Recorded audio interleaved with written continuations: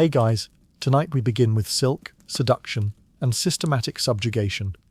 We're diving deep into the suffocating world of an ancient Egyptian concubine, where power, pleasure, and political maneuvering collided in ways that would make your Tinder dates look like child's play. Forget the glamorous harem scenes Hollywood sold you, complete with flowing fabrics and romantic intrigue. Forget Cleopatra's dramatic love affairs or the fantasy of being pampered in luxury while men competed for your attention.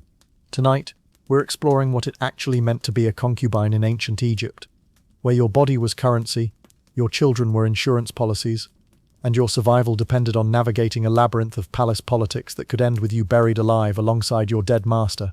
So before you get comfortable, take a moment to like the video and subscribe, but only if you genuinely enjoy what I do here. And let me know in the comments where you're tuning in from and what time it is for you. It's always fascinating to see who's joining us from around the world. Now, dim the lights, maybe turn on a fan for that soft background hum, and let's ease into tonight's journey together. You're 12 years old when they first notice you. Not in the way a kind teacher notices a bright student, or how a neighbor might comment on how tall you've grown. No, you're noticed the way merchants notice a particularly promising bolt of silk, appraisingly, calculatingly, with eyes that immediately begin computing your potential value. You're washing clothes by the Nile with your mother and sisters when the royal scouts arrive. The morning sun is already brutal on your shoulders, and your hands are raw from scrubbing linen against the rocks. The water is cool against your ankles, and for a moment you're actually enjoying the rhythmic work, the gossip of the other women, the way the river breeze provides brief relief from the heat that will only get worse as the day progresses. Then you hear the horses. The conversation dies as every woman along the riverbank looks up to see the royal delegation approaching. Your mother's hand finds your shoulder, gripping it with sudden fear. She knows what this visit means. Everyone knows what this visit means. The lead scout dismounts and approaches your group with the casual confidence of someone who's done this many times before. He's looking for girls between 12 and 16, daughters of families loyal to the pharaoh, girls who show promise of beauty and fertility. Congratulations, you check all the boxes.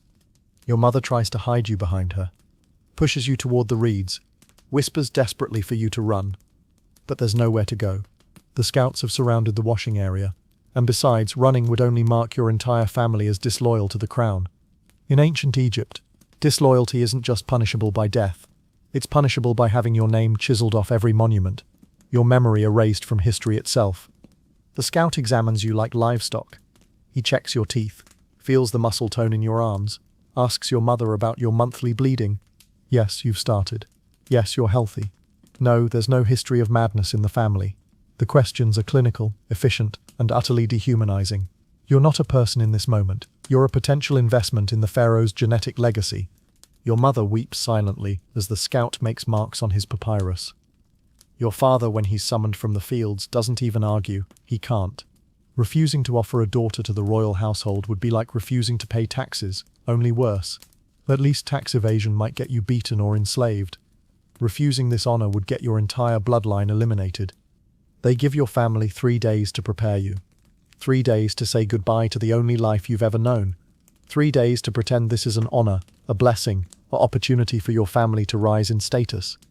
Your parents keep their grief hidden, speaking only of the pride they feel, the fortune this will bring the family. But you see your mother's red-rimmed eyes each morning, hear your father's heavy sighs when he thinks no one is listening. During these 3 days, the village women prepare you with rituals that feel more like funeral rites than celebration.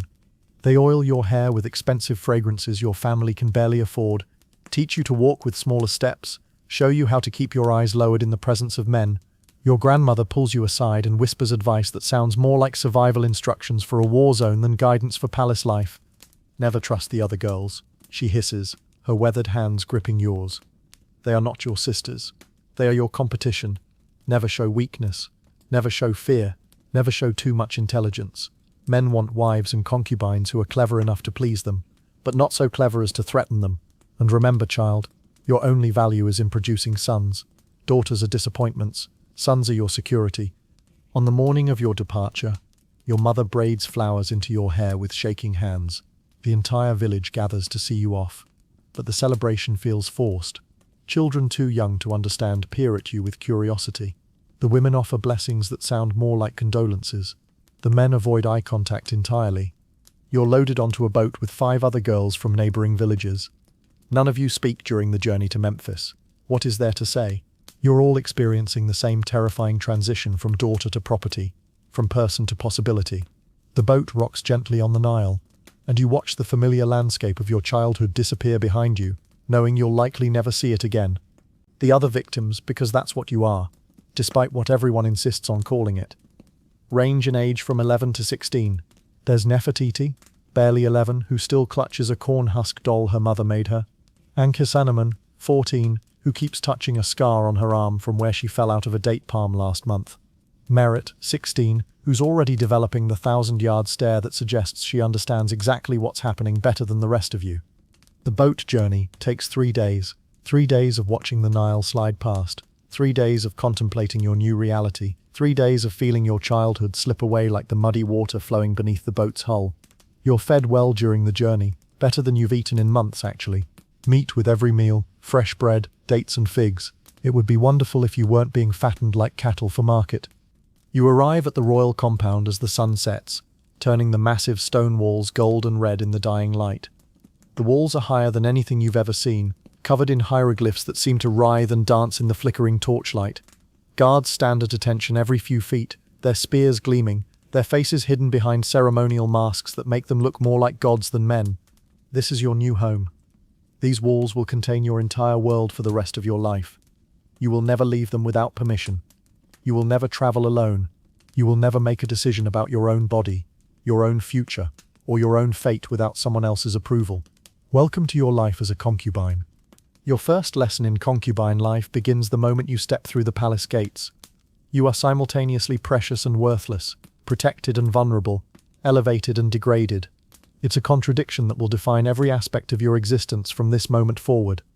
You're immediately separated from the other new arrivals, and led through a maze of corridors that seem designed to disorient. The walls are covered in paintings depicting the pharaoh's victories, his divine nature, his connection to the gods. In every image, he towers over smaller figures, enemies, subjects, even his own family. The message is clear. Everything and everyone exists to serve his glory. Your first stop is the women's quarters, a sprawling complex within the palace that houses the pharaoh's wives, concubines, female servants and their children. It's like a city within a city, complete with its own hierarchy, politics and survival rules that no one explains but everyone expects you to understand immediately. The woman who greets you is Iset, the superintendent of the women's quarters. She's perhaps 40, which makes her ancient by the standards of women who've spent their lives bearing children and managing the complex emotional minefield of polygamous royal life. Her face is painted with the precision of someone who's learned that appearance is armor, but her eyes hold the particular exhaustion of someone who's seen too many young girls arrive with hope and leave as casualties. You belong to the pharaoh now, she tells you without preamble, her voice carrying the authority of someone who's had this conversation hundreds of times. Your body, your mind, your soul, your children, should you be blessed with any, all belong to him. You will learn to find joy in this service, or you will learn to pretend convincingly. The alternative is unpleasant. She leads you through the hierarchy like a tour guide explaining the levels of hell. At the top, untouchable and rarely seen, is the great royal wife, the pharaoh's primary queen. She lives in her own palace within the palace, attended by dozens of servants, and holds power that extends far beyond the women's quarters. She can make or break any concubine's prospects with a single word. Below her are the royal wives, typically 2 or 3 women of noble birth who were married to cement political alliances. They have their own apartments, their own servants, and their own agendas. Some are allies to each other, some are bitter rivals, and all are suspicious of any new girl who might catch the pharaoh's attention. Then come the concubines proper. And here's where the real hierarchy begins. Royal concubines are typically daughters of foreign kings or Egyptian nobles, women whose presence serves diplomatic purposes. They live comfortably, but always under the shadow of their more exalted sisters. Palace concubines are usually Egyptian-born women of middle-class families. That's you, selected for beauty and breeding potential. And at the bottom are the servant concubines, girls taken as tribute or prisoners of war, whose primary function is to satisfy the pharaoh's appetites when more valuable women are unavailable. Where exactly do I fit? You ask, trying to keep the tremor out of your voice. Iset's smile is thin and entirely without warmth. Nowhere yet. You must earn your place. Some girls catch the pharaoh's eye immediately and rise quickly through the ranks. Others spend years in the quarters growing older and less interesting, until they're quietly transferred to serve as wet nurses or seamstresses. And some, she lets the sentence hang unfinished, but her meaning is clear. You're assigned to a dormitory with 12 other new girls, ranging in age from 11 to 17. The room is larger than your entire family's house, with actual beds instead of sleeping mats. But the luxury is undermined by the palpable tension among your roommates. These girls are not your friends. They're your competition. Each bed has a small chest for personal belongings. Not that you have any. The clothes you arrived in have been taken away and replaced with a simple linen dress that marks you as property of the royal household. You're given sandals that are better than any footwear you've ever owned, but they come with the understanding that you wear them at the pharaoh's pleasure and could have them taken away at any moment. The daily routine begins before dawn with purification rituals. You're woken by servant girls who are younger than you but infinitely more knowledgeable about palace life. They lead you to the bathing chambers where you're scrubbed with natron salt until your skin is raw, oiled with expensive unguents that smell of myrrh and frankincense, and inspected for any imperfections that might displease the pharaoh. Your body is no longer your own. Every morning, older women examine you for signs of pregnancy, disease, or injury. Your monthly bleeding is tracked on papyrus scrolls. Your diet is controlled to maintain optimal fertility.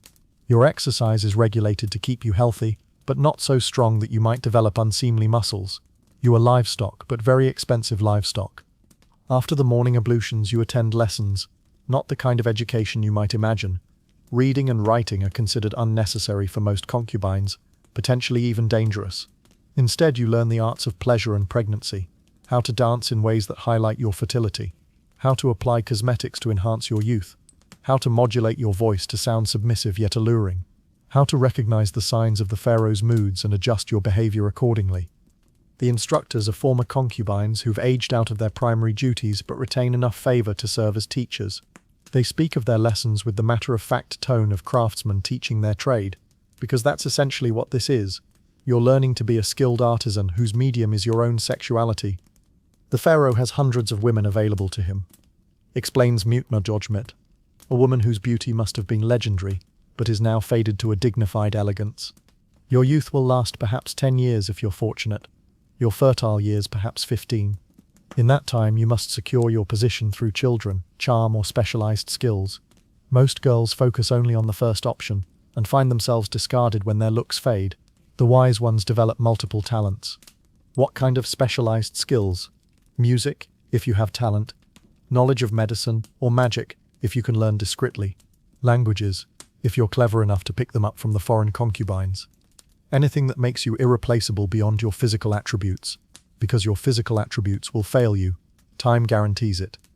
The afternoons are spent in what euphemistically called social periods, where you mingle with the other women and learn the invisible rules that govern life in the quarters. Who can sit where during meals? Which topics of conversation are safe and which are dangerous? How to recognize which women have the pharaoh's ear and which are already falling from favor. You learn that Merit, one of the girls who arrived with you, has already caught attention by demonstrating an unusual talent for remembering complex songs. The musical instructors have taken special interest in her, which means she's being groomed for entertainment duties. This is good news for Merit, but bad news for everyone else. Entertainment is one of the few paths to long-term security in the palace. Anki Sainamoon, meanwhile, has made the mistake of asking too many questions about palace politics. The supervisors have noted her curiosity, and not in a positive way. Curiosity in a concubine is like ambition in a slave. It suggests dangerous independence that must be corrected before it becomes problematic. Little Nefertiti, barely 11, spends most of her time crying silently and has developed a stutter when speaking to the adult women. The instructors discuss her case in whispers, debating whether her obvious misery makes her unsuitable for royal service. You overhear phrases like temporary adjustment period and permanent reassignment, and you realize that not everyone who enters the concubine quarters stays there. In the evenings, after the formal lessons and social periods, you're allowed a few hours of relative freedom within the quarters. This is when the real education begins, the whispered conversations where experienced concubines share survival strategies with newcomers foolish enough to listen. Never appear too eager when summoned, advises Kalmoset, a concubine who's been in the palace for 7 years and borne the pharaoh 2 sons. Desperate women are unattractive, but never appear reluctant either. Reluctance is disloyalty. You must perfect the art of seeming naturally drawn to his magnificence. Keep track of the other women's cycles, suggests another. If you can time your own fertility to coincide with periods when his favorites are unavailable, you increase your chances of conceiving. Pregnancy is protection, at least temporarily. Learn to read the political currents, warns a third. The pharaoh's favor follows his political needs. When he's negotiating with Nubian kings, Nubian concubines rise in prominence. When he's consolidating power in the delta, girls from northern families get more attention. Understand the larger game and you can position yourself accordingly. But for every piece of advice there's a contradictory warning. Be charming, but not scheming. Be fertile, but not presumptuous. Be beautiful, but not vain. Be intelligent, but not clever. You're expected to thread an impossibly narrow needle while blindfolded, and the penalty for missing the target is exile, slavery, or death. As you lie in your narrow bed that first night, listening to the whispered sobs and prayers of your roommates, you begin to understand the true nature of your situation. You're not just a concubine. You're a player in a game where the rules change constantly, where today's strength becomes tomorrow's liability, and where survival depends on maintaining a perfect balance between visibility and invisibility, between value and threat. Tomorrow you'll begin learning how to be the kind of woman men desire but don't fear, the kind of mother who produces valuable children without developing inconvenient maternal attachments, the kind of political asset who enhances the pharaoh's power without developing any of your own. Welcome to the most sophisticated form of human trafficking ever devised by civilization. Your days as a concubine follow a rhythm as precise and unforgiving as the flooding of the Nile. Every moment is scheduled, every activity serves a purpose, and every purpose ultimately centers on your function as a beautiful, fertile, compliant extension of the pharaoh's power and pleasure. You wake before dawn, not to the gentle stirring of natural awakening, but to the sharp clap of supervisors moving through the dormitories. Sleep is a luxury you're allowed only when it serves your primary function. You must be rested enough to be beautiful, alert enough to be entertaining, but never so comfortable that you forget your place. The wake-up routine is your first daily reminder that your body belongs to the state. You're herded naked to the bathing chambers where servant girls, often former concubines who've aged out of their primary roles, scrub you with natron salt and inspect every inch of your skin for imperfections that might displease the pharaoh. A small cut on your leg from stumbling in the dark, they'll make note of it. A rash from the harsh soaps, that gets reported. Even the most minor blemish could theoretically cost you a chance at royal attention. The baths themselves are a marvel of engineering that would impress you if you weren't so focused on survival. Hot water flows through bronze pipes from furnaces, tended by dozens of servants. The bathing pools are lined with imported marble, and scented with oils that cost more than your family's annual income. You're living in luxury that surpasses anything you could have imagined as a farmer's daughter, but luxury that comes with the constant reminder that it can be withdrawn at any moment. After bathing comes the daily transformation ritual. Servants apply kohl around your eyes with precision that would impress a master painter, creating the distinctive Egyptian eye makeup that's both beautiful and practical. The lead-based cosmetics actually help prevent eye infections, though you won't discover that the lead is slowly poisoning you until much later in life, assuming you live that long. Your face is painted with a white lead-based foundation that gives your skin the pale luminescence considered beautiful in royal circles. Rouge made from red ochre colors your lips and cheeks. Your eyebrows are plucked and reshaped. Your body hair is removed with bronze tweezers and painful wax treatments, and every nail is filed and polished until you look less like a human being and more like a living sculpture designed for aesthetic pleasure. The clothing selection process reveals the intricate hierarchy of the concubine system. As a new arrival, you're dressed in simple white linen, good quality but plain. The fabric is finer than anything you wore as a farmer's daughter, but compared to the elaborately pleated and dyed garments worn by established concubines, your outfit marks you as a beginner. The jewelry you're allowed is minimal, a simple copper bracelet, perhaps small earrings, nothing that might upstage the pharaoh's favorite women. Breakfast is served in the communal dining hall, and this is where you begin learning the unspoken rules that govern every aspect of concubine life. Where you sit, what you eat, how you eat it, who you speak to, and what you talk about. All of these are carefully regulated by a social hierarchy so complex it makes the pharaoh's taxation system look simple. The food itself is better than anything you've ever eaten. Fresh bread baked daily, honey cakes, dates and figs, meat at every meal, milk, beer, wine depending on your status level. But you quickly learn that eating is a performance. You must demonstrate appetite without appearing gluttonous. Enjoy the luxury without seeming ungrateful for your previous life. Maintain the perfect weight for fertility and attractiveness without appearing to calculate your food intake. After breakfast comes education, but not the kind you might expect. You're not learning to read hieroglyphs or study mathematics or explore philosophy. Those subjects are for scribes and priests, not concubines. Your education focuses on the skills necessary for your primary functions, pleasing men and producing children. Dancing lessons take up the largest portion of your morning education. You learn dances designed to display your fertility, your grace, your submission to male authority. The movements are precise, requiring you to isolate different muscle groups in ways that would be impressive if they weren't explicitly designed to demonstrate your sexual availability.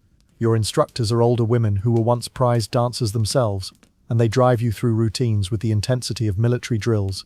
Your hips must move like water, Nebet instructs, her voice carrying the authority of someone who once danced for the pharaoh himself. But your spine must remain straight like a reed. Men want to see fertility in motion, but also control. You are showing them that your body is both powerful and submissive. Music lessons follow dancing. You learn to play the sistrum, a ritual rattle used in religious ceremonies, and the lute for more intimate entertainment. But more importantly, you learn to sing in the particular vocal style that ancient Egyptian men found arousing, a breathy, high-pitched tone that emphasizes youth and vulnerability. Even your voice must be trained to serve your sexual function.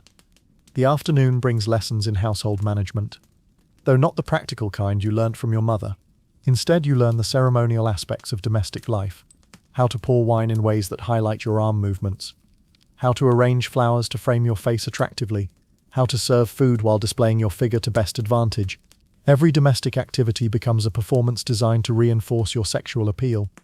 Personal grooming takes up enormous amounts of time. Your hair must be washed, oiled, and styled daily. Your nails require constant attention. Your skin needs regular treatments with expensive oils and perfumes. Makeup must be applied and reapplied throughout the day. You're spending more time on personal maintenance than you ever spent on actual work as a farmer's daughter. But this maintenance is your work now. The most psychologically devastating part of your daily routine is the evening social period, when all the women gather in the common areas of the quarters. This is when you're forced to socialize with your competition, while pretending you're all friends sharing this wonderful experience together. Conversations in these social gatherings are landmines. You can't appear too interested in palace politics. That suggests dangerous ambition. You can't seem too homesick. That implies disloyalty to your new life. You can't be too friendly with other concubines. They might be spies or rivals.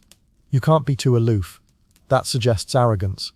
Every word you speak is analyzed by women who understand that their own survival might depend on identifying threats before they become dangerous. The games you play during social time are elaborate exercises in psychological warfare disguised as entertainment.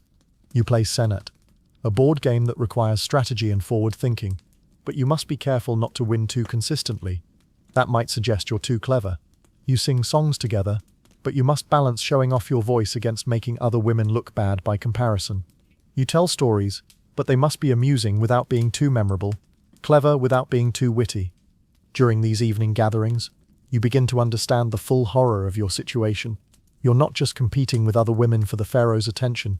You're trapped in a system designed to turn women against each other. Every friendship is suspect. Every confidence shared is a potential weapon. Every moment of vulnerability is an opportunity for someone else to advance by destroying you. The established concubines use these social periods to teach lessons to newcomers. But the lessons are often cruel. Kamotut, who's been successful at producing sons, enjoys describing in detail the pregnancy and childbirth process, emphasizing the dangers and complications that can arise. Her stories are supposedly educational, but they're clearly designed to terrify younger women about the physical costs of their primary function. The birthing chamber has claimed more concubines than old age, she explains with false sympathy. Blood poisoning, fever, death from hemorrhaging. These are the risks you accept when you serve the pharaoh's need for heirs. Of course, the alternative, failing to conceive, carries its own penalties. Other established women share stories about concubines who fell from favor, women who were exiled to serve in provincial temples, women who were killed for suspected disloyalty, women who simply disappeared one night, with no explanation given and no questions allowed. These stories are never presented as threats, always as cautionary tales meant to help you avoid similar fates. But the message is clear. Step out of line and you'll discover that your privileged status is more fragile than expensive pottery. Your sleeping arrangements are another daily reminder of your status. The dormitory is comfortable by ancient standards, but it's still a dormitory. You share space with 11 other women, each of whom is listening to your conversations, watching your behavior, noting your strengths and weaknesses. Privacy is non-existent. Even your dreams aren't private. More than one concubine has been reported for talking in her sleep about homesickness or resentment. As you lie in your narrow bed each night, exhausted from a day of performance and competition, you realize that your old life, the back-breaking farm work, the constant hunger, the uncertainty about the future, was at least honest. You knew what was expected of you, and you had some control over whether you met those expectations. Here, you're performing in a play where the script changes daily, where other actors are trying to sabotage your performance, and where the audience has the power to end your career permanently at any moment. You're living in material comfort that would have seemed impossible in your old life, but you're dying slowly from the psychological stress of constant performance and competition. Tomorrow will bring the same routine, with the same challenges, the same threats disguised as opportunities, the same exhausting balance between visibility and survival, and the day after that, and the day after that, until either you master this impossible game or it destroys you. This is your life now. This is what it means to be property that thinks and feels and suffers while pretending to be grateful for the privilege. 3 months into your life in the palace, it happens. You're selected for presentation to the pharaoh. The news comes during morning ablutions when Set approaches you with an expression that manages to be both congratulatory and deeply sympathetic, the look of someone announcing that you've won a lottery you never wanted to enter. The pharaoh has requested to see the new girls from the Memphis region, she announces, her voice carrying the weight of ceremony, but her eyes flickering with what might be pity. You will be presented tomorrow evening. Today you begin preparation. The other girls in your dormitory watch as servants surround you with the focused intensity of embalmers preparing a mummy. Some look envious. After all, this is the opportunity everyone supposedly wants. Others look relieved that they weren't chosen. A few, the ones who've been in the palace long enough to understand what this really means, look at you with the expression usually reserved for condemned prisoners. The preparation process is unlike anything you've experienced. You're moved to special chambers reserved for concubines about to meet the pharaoh for the first time. The room is beautiful, painted walls depicting scenes of royal hunts and divine ceremonies, furniture inlaid with gold and ivory, windows that look out onto gardens that exist solely for the pleasure of the royal family. But the beauty feels oppressive, like being locked in a tomb decorated with scenes of the afterlife. Your body undergoes transformation that makes your daily grooming routine look casual. Servants spend hours removing every trace of body hair using bronze razors and painful wax treatments. Your skin is scrubbed with abrasive salts until it's raw, then treated with oils and perfumes imported from Nubia and the Levant. The scents are intoxicating: myrrh, frankincense, cinnamon, cassia, but they can't mask the underlying smell of fear that seems to emanate from your pores. The cosmetic process takes an entire day. Master painters, because that's what they are, artists whose medium happens to be human faces, apply makeup with the precision of someone decorating a temple wall. Your eyes are outlined with kohl in increasingly elaborate patterns, your face painted with white lead foundation that gives your skin an otherworldly luminescence, your lips colored with red ochre mixed with animal fat to create a glossy finish that's supposed to suggest fertility and sensuality. Your hair becomes a construction project. Servants braid it into complex patterns, interwoven with gold thread, and decorated with beads of lapis lazuli and carnelian. The weight of the ornamentation is surprisingly heavy, pulling at your scalp and creating a constant reminder that you're wearing a costume designed to represent wealth and status, rather than comfort or practicality. The clothing selection process reveals the full absurdity of your situation. You're dressed in garments worth more than your family's entire net worth. Linen so fine it's nearly transparent, dyed with expensive pigments imported from across the known world, cut and sewn by master craftsmen whose skills are passed down through generations. The jewelry alone could buy a small farm: gold collars, bracelets, anklets, earrings, rings for your fingers and toes. But underneath all this finery, you're wearing what amounts to expensive packaging for a product being delivered to a customer. The clothes are designed to be easily removed.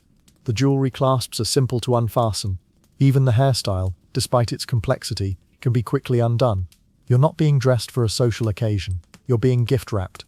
During the preparation process, older concubines share advice that sounds like battlefield tactics: how to read the pharaoh's moods from his posture and tone, Which topics of conversation are safe and which are dangerous? How to express enthusiasm without appearing desperate, submission without seeming weak, intelligence without threatening male authority. Remember that you are meeting a god. Mutnogemet explains as servants paint intricate patterns on your arms with henna. He is divine, chosen by Ra himself to rule Egypt. But he is also a man with a man's appetites and insecurities. You must balance reverence for his divinity with appeal to his humanity. It's complicated. The most disturbing part of the preparation is the medical examination.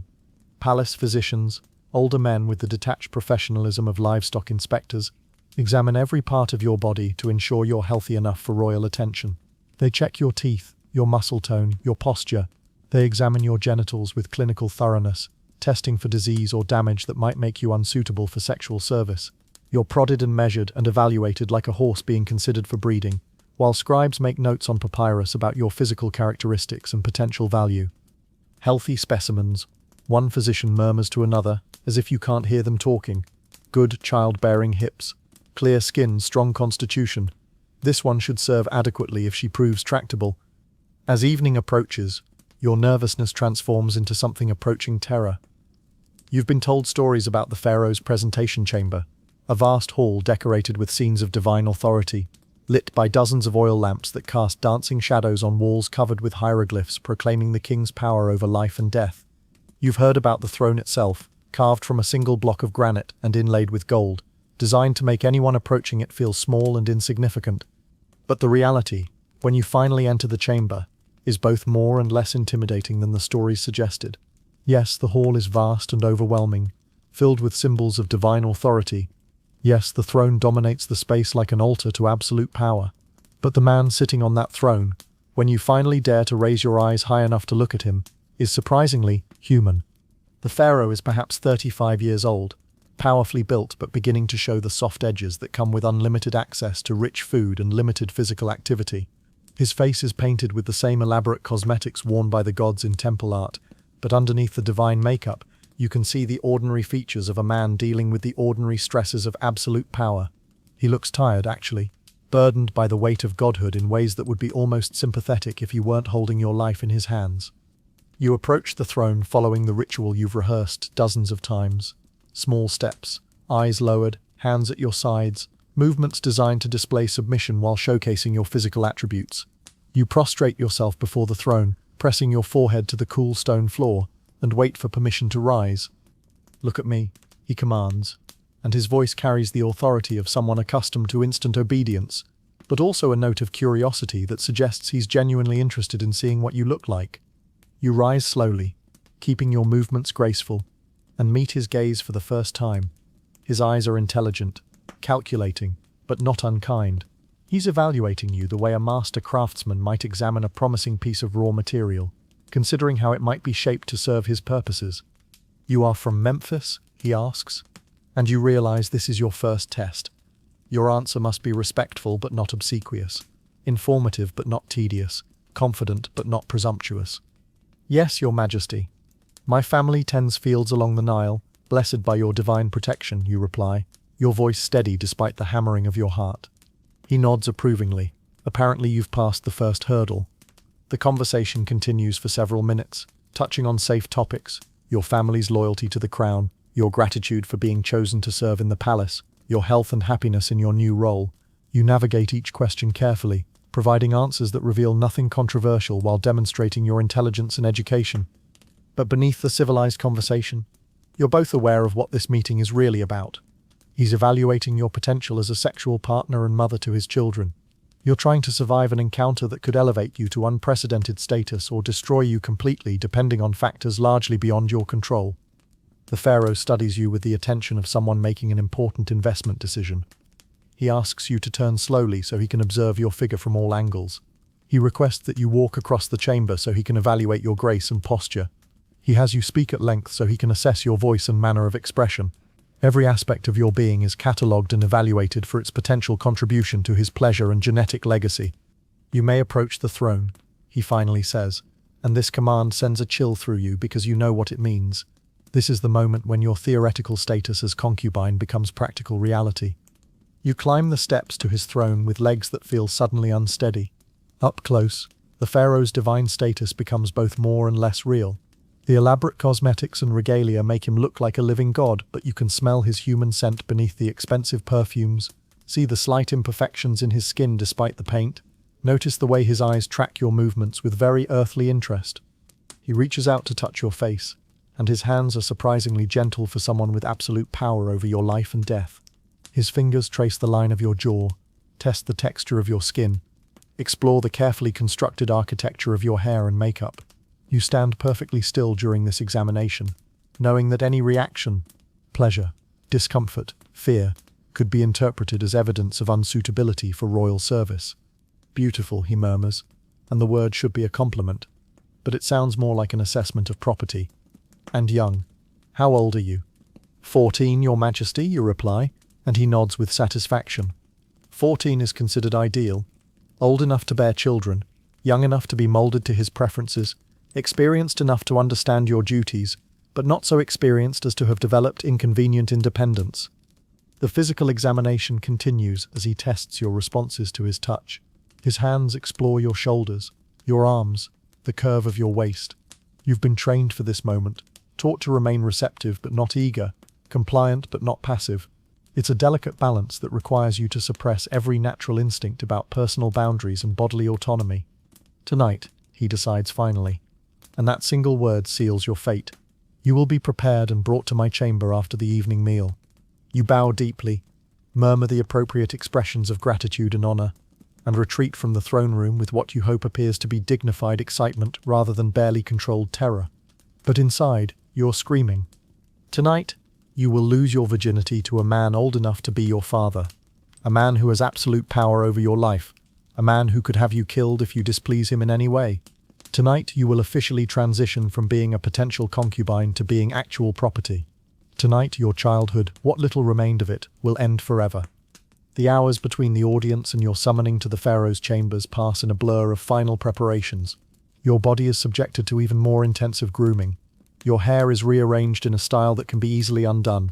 Your makeup is touched up to ensure it will look perfect in lamplight. You're given a final medical examination to confirm you're healthy and ready for sexual service. Most disturbingly, you're given instruction in the specific techniques expected of royal concubines. Older women who've served the pharaoh personally provide detailed guidance about his preferences, his moods, the particular ways he likes to be pleased.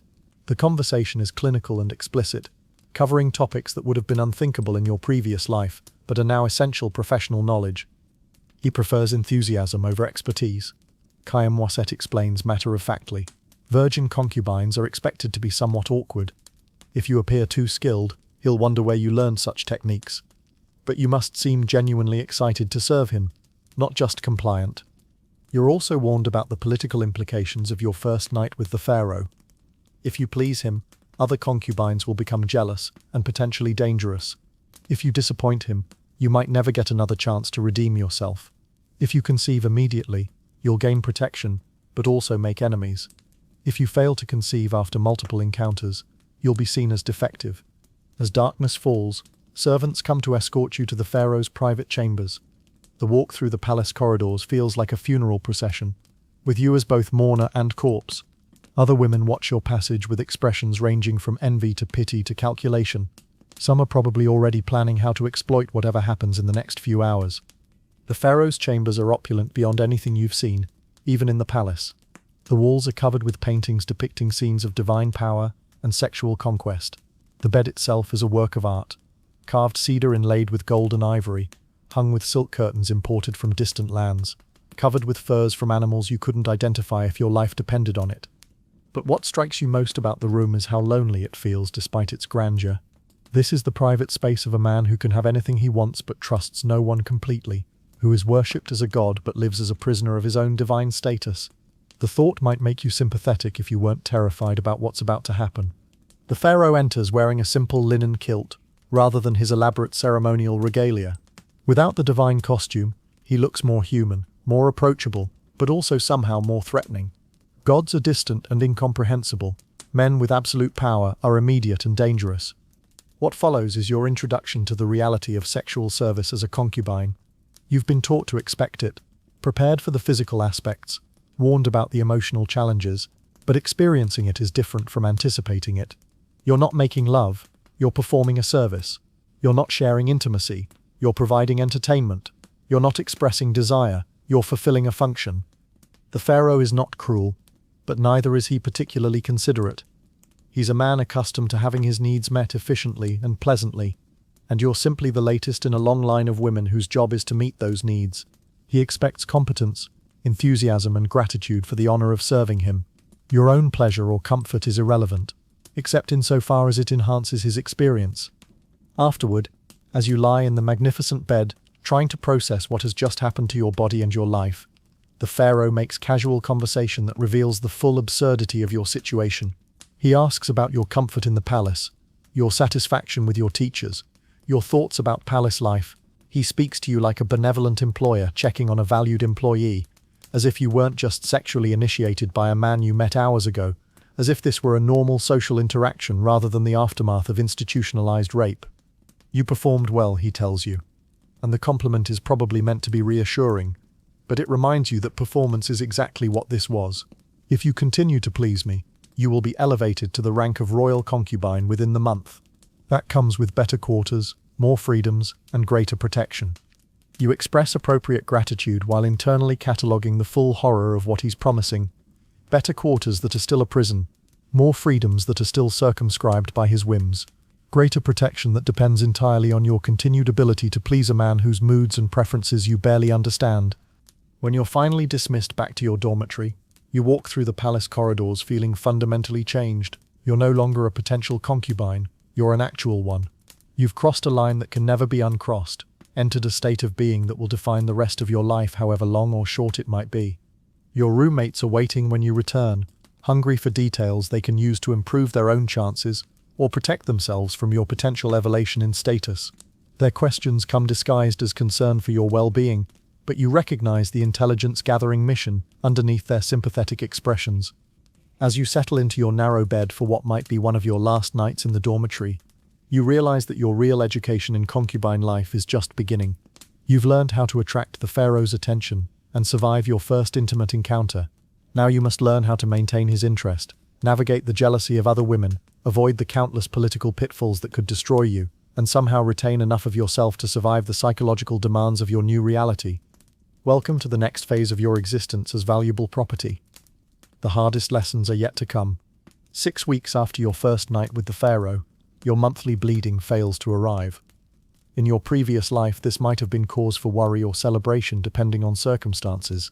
As a royal concubine, it's simultaneously your greatest opportunity and your most dangerous vulnerability. Pregnancy elevates your status and provides protection, but it also makes you a target and subjects your body to new forms of control that make your previous restrictions seem gentle by comparison. The discovery doesn't happen privately. Your cycles are monitored as carefully as the flooding of the Nile, tracked on papyrus scrolls by women whose job is to note every aspect of the reproductive health of the pharaoh's women. When you miss your expected bleeding, it's not a personal realization, it's an administrative event that triggers immediate protocols designed to protect the pharaoh's potential heir. Possible pregnancy for concubine 14. I set announces to the assembled supervisors, using your number rather than your name because pregnant concubines are temporarily elevated beyond casual identification. Initiate protection protocols and begin monitoring. You're immediately moved from the general dormitory to special quarters reserved for pregnant concubines. The room is more comfortable, larger, better furnished, with windows that actually open to provide fresh air. But comfort comes with intensified surveillance. Your every meal is monitored, your activities restricted, your associations carefully controlled. You're valuable now, but valuable in the way a pregnant mare is valuable, for what you're carrying rather than who you are. The medical attention you receive reveals the sophisticated understanding of pregnancy and childbirth that Egyptian physicians have developed over centuries of practice.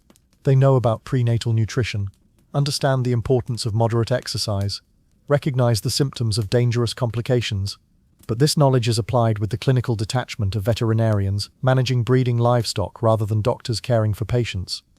Your diet is immediately modified to optimize fetal development. More meat, including liver rich in nutrients that you now know prevent birth defects. Fresh fruits and vegetables brought daily from royal gardens. Milk from goats fed special diets designed to enhance the nutritional content. Beer is eliminated. Wine restricted to ceremonial occasions. Even your water is specially prepared, boiled and strained to prevent the stomach ailments that could threaten pregnancy. But alongside this careful nurturing comes monitoring that borders on imprisonment. Your movements are restricted to areas deemed safe for pregnant women. Your social interactions are limited to prevent exposure to diseases or stressful situations. Your emotional state is watched for signs of melancholy or anxiety that might harm the developing child. You're treated like a precious vessel that might crack if handled improperly. The other concubines' reactions to your pregnancy reveal the complex dynamics of the women's quarters. Some offer congratulations that seem genuine, recognizing that successful pregnancy is the goal you're all pursuing. Others become noticeably cooler, seeing your elevated status as a threat to their own prospects. A few become actively hostile, spreading rumors about your character or your family's loyalty that could undermine your position if they reach the wrong ears. Pregnancy makes enemies. CONCUBINE warns you during one of your supervised social periods. Women who were friends become rivals when one achieves what they all want. Be careful who you trust. Some women have been known to slip herbs into pregnant concubines' food, herbs that cause miscarriage while appearing to be natural complications. This casual mention of deliberately induced miscarriage introduces you to another level of horror in the concubine system. Not only are you competing with other women for the pharaoh's attention, you're now potentially defending your unborn child against women desperate enough to commit murder to improve their own prospects. Your pregnancy doesn't just elevate your status, it makes you a target for elimination. The pharaoh's reaction to news of your pregnancy is revealing in its complexity. He's pleased, certainly. Successful conception validates his virility and your function as a concubine. He visits you in your new quarters, brings gifts of jewelry and fine clothing, speaks approvingly of your service to his dynasty. But his pleasure is mixed with the calculating attention of someone who's learned not to invest too heavily in uncertain outcomes. Many pregnancies fail in the early months, he mentions casually during one of his visits, stroking your still flat belly with proprietary satisfaction. The gods test us by beginning many blessings they do not intend to complete. We must wait and see if this child is truly meant to be born. His words are meant to be philosophical, but you recognize the practical warning underneath. Royal pregnancy provides protection and privilege only as long as it continues successfully. Miscarriage would return you to your previous status with the added burden of having failed in your primary function. The pressure to maintain the pregnancy becomes another form of stress that could threaten the very outcome you're desperately trying to achieve. As your pregnancy progresses and your belly begins to show, you're introduced to the ritual and ceremonial aspects of royal reproduction. Priests perform blessing ceremonies designed to ensure the child's health and royal favor. Scribes record every detail of your condition for historical records. Artists create paintings depicting your pregnancy as evidence of the pharaoh's divine fertility. You become a living symbol of royal power, but symbols can be discarded when they're no longer useful. The physical changes of pregnancy are managed with the same systematic approach applied to every aspect of concubine life. Your expanding belly is massaged daily with expensive oils believed to prevent stretch marks and ensure easy delivery. Your breasts are examined and treated to prepare them for nursing. Your posture is corrected to accommodate your changing center of gravity while maintaining the graceful bearing expected of royal women. But the most psychologically challenging aspect of royal pregnancy is the constant discussion of what happens if the child is female. Sons are celebrated as proof of divine favor and guarantees of dynastic continuation. Daughters are less valuable, not worthless. Royal daughters can be married to strengthen political alliances, but not the jackpot that sons represent for ambitious concubines. If you bear a son, your future is secure. Mutnejmet explains with the matter-of-fact tone she uses for all her practical advice. Sons become princes, and princes need their mothers close for guidance and influence.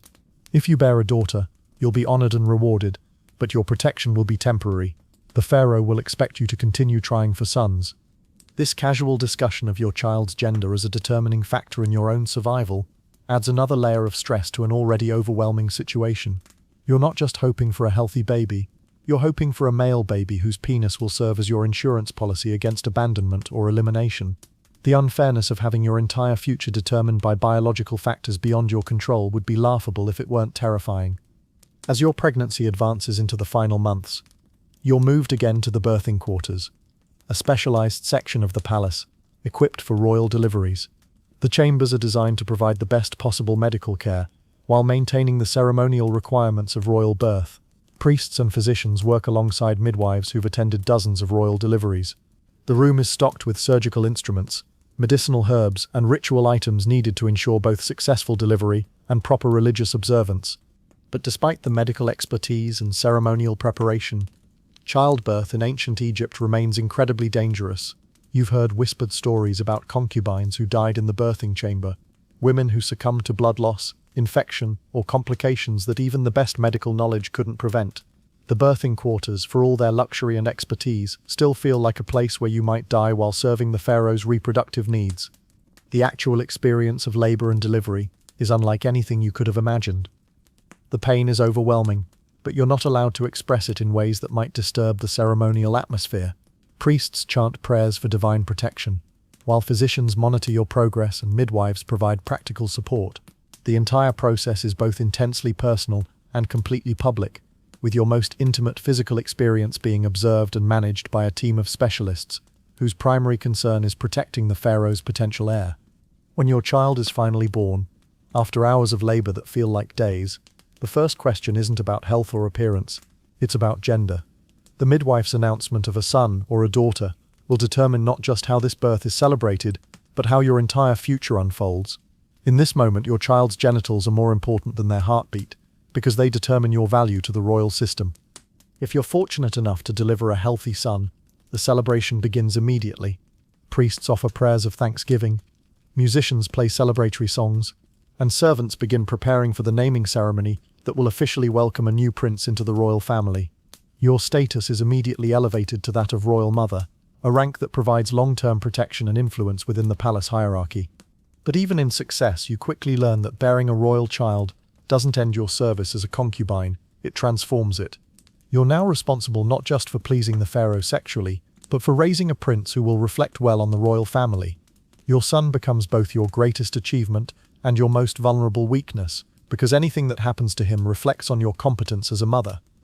If your child is female, the reaction is more subdued. Daughters are welcomed and celebrated, but without the excitement that greets potential heirs. You're honored for your service and given rewards appropriate to your contribution.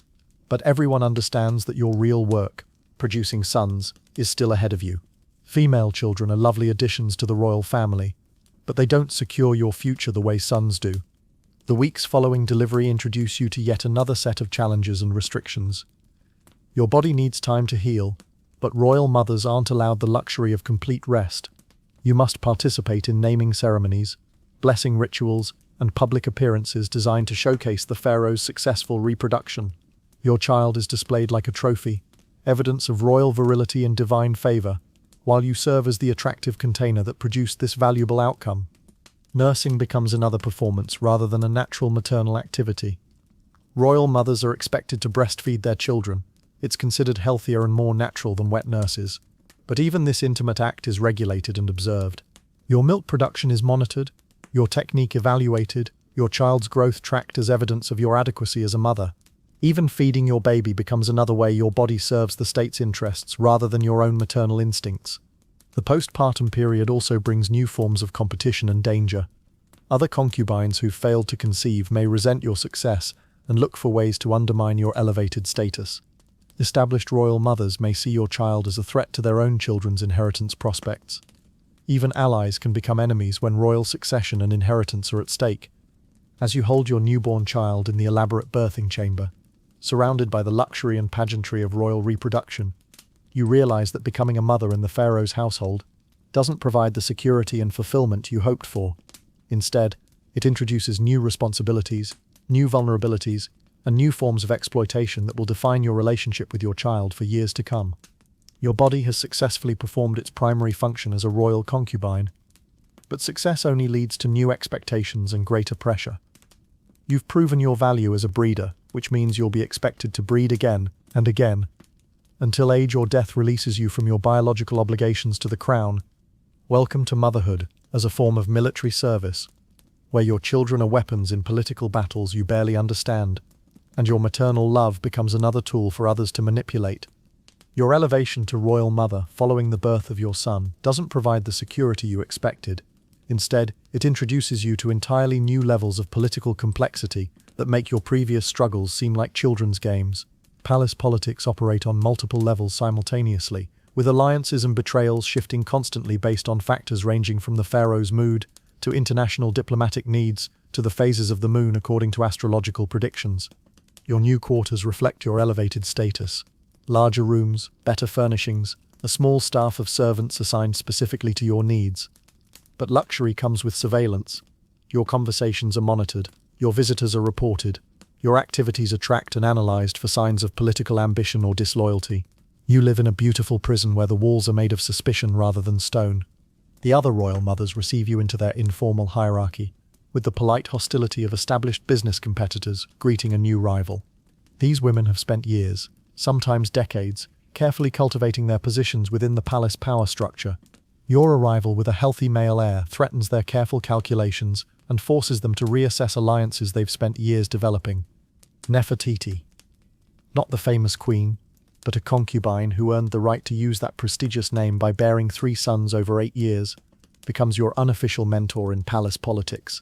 Her guidance comes with constant reminders that she's providing valuable information that could be used against you if circumstances change. Every conversation in this palace serves multiple purposes. She explains during a carefully choreographed encounter in the royal gardens. When the great royal wife asks about your son's health, she's not expressing maternal concern. She's gathering intelligence about potential threats to her own children's inheritance prospects. When other concubines offer assistance with childcare, they're positioning themselves to influence your son's development and loyalties. When servants seem helpful and friendly, they're often reporting your responses to supervisors who use that information to evaluate your suitability for continued royal favor. The complexity of these multi-layered interactions becomes apparent during your first formal dinner in the Great Hall, since becoming a royal mother. Your seating assignment, carefully calculated to reflect your current status while avoiding insulting more established women, places you between a royal wife who resents your rapid advancement and a veteran concubine whose own sons have disappointed the pharaoh. The conversation at dinner is a masterclass in coded communication. Surface topics seem innocuous: the weather, palace renovations, religious festivals, but every comment carries subtext about power dynamics, alliance possibilities, and subtle threats. When the royal wife compliments your son's apparent intelligence, she's actually warning that intelligent princes sometimes pose threats to established succession plans. When the veteran concubine shares stories about raising royal children, she's simultaneously offering valuable advice and demonstrating her superior experience in areas where you're vulnerable. Your son is fortunate to have such a devoted mother, the royal wife observes, her voice warm with false sincerity. Some children suffer when their mothers become distracted by palace life, but I'm sure you'll remain focused on your maternal duties. The comment seems supportive, but everyone at the table understands the real message: step out of line politically, and your maternal competence will be questioned. Fail to maintain appropriate focus on your child, and that failure will be used to justify reducing your status or removing your son from your care. After dinner, Nefertiti pulls you aside for a private conversation that feels more like a intelligence briefing than friendly advice. She explains the current political landscape with the analytical precision of a military strategist discussing battlefield conditions. The great royal wife currently has 2 living sons, ages 12 and 8, she begins. Her voice low enough to avoid eavesdropping servants but clear enough to ensure you understand every crucial detail. The older boy shows signs of the wasting sickness that killed 2 of his brothers, so her position isn't as secure as it appears. The younger son is healthy but shows more interest in religious studies than military training, which disappoints the pharaoh. This clinical discussion of children's health and aptitudes as political factors rather than personal concerns reveals the full horror of royal family dynamics. Your own son, barely 3 months old, is already being evaluated as a potential threat or asset by people whose own survival depends on accurately predicting royal succession outcomes. The royal wife Ankhesenamun has 1 son, age 6, who shows exceptional intelligence but is small for his age. Nefertiti continues. She's desperately trying to conceive again before her window closes. She's already 32, which is ancient for childbearing. If she fails to produce another heir soon, her influence will begin declining rapidly.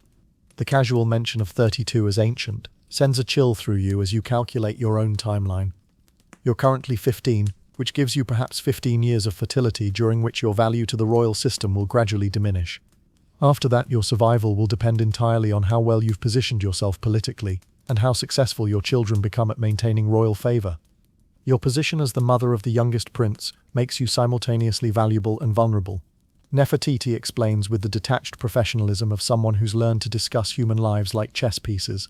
Valuable because young sons represent future potential that older children have already demonstrated or failed to demonstrate. Vulnerable because new mothers have limited political experience and can be easily manipulated or eliminated if they become inconvenient. The lesson continues with detailed analysis of the various factions within the women's quarters. The traditionalists, led by older royal mothers, favor maintaining established hierarchies and resent rapid advancement by newcomers. The progressives, primarily younger concubines and recent royal mothers, push for merit-based status recognition and more flexible social mobility. The diplomats, women whose families have foreign connections, focus on international alliance building through royal marriages and strategic breeding programs. Every faction offers advantages and dangers, Nefertiti warns. Align too closely with any single group, and you make enemies of the others. Try to remain neutral, and everyone sees you as unreliable.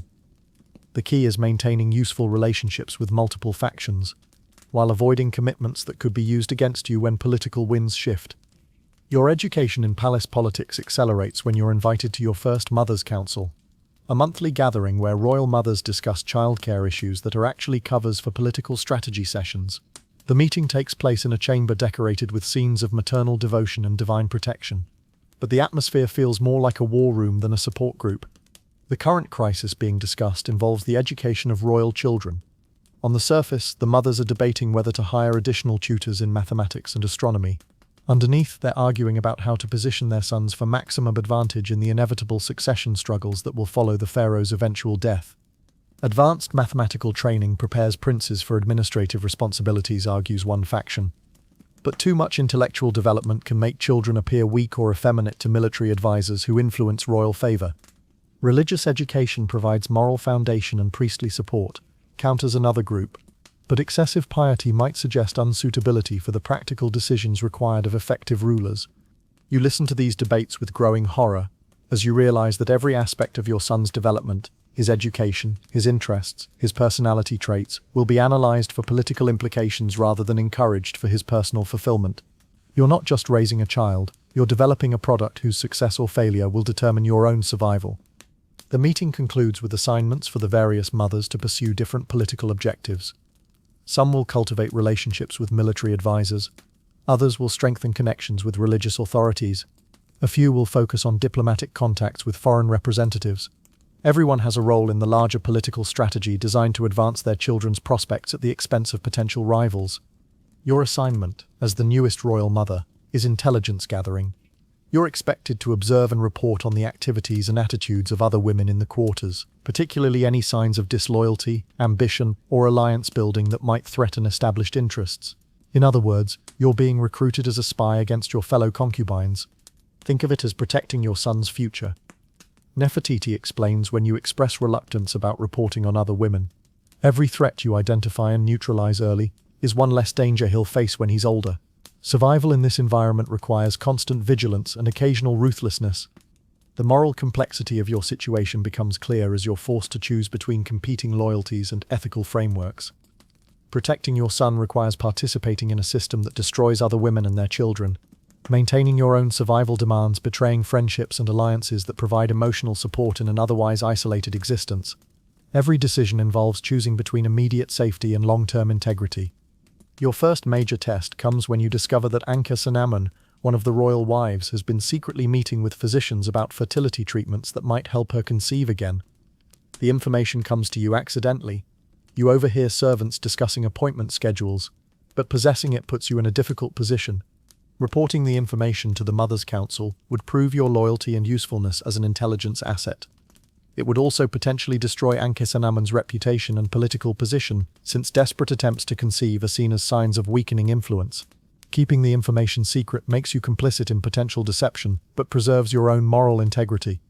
You choose a middle path that satisfies no one but allows you to sleep at night. You report the meetings, but frame them as evidence of Ankhesenamun's devotion to producing more heirs for the pharaoh, rather than desperate attempts to shore up her declining position. The intelligence is useful but not devastating, which protects both Ankhesenamun's reputation and your own standing as a reliable source. This compromise solution earns you a reputation as someone who can be trusted with sensitive information, but lacks the ruthless ambition necessary for major political advancement. It's a comfortable position in some ways. You're valuable enough to be protected, but not threatening enough to be eliminated. But it also means you'll always be vulnerable to more aggressive players, who aren't constrained by ethical considerations.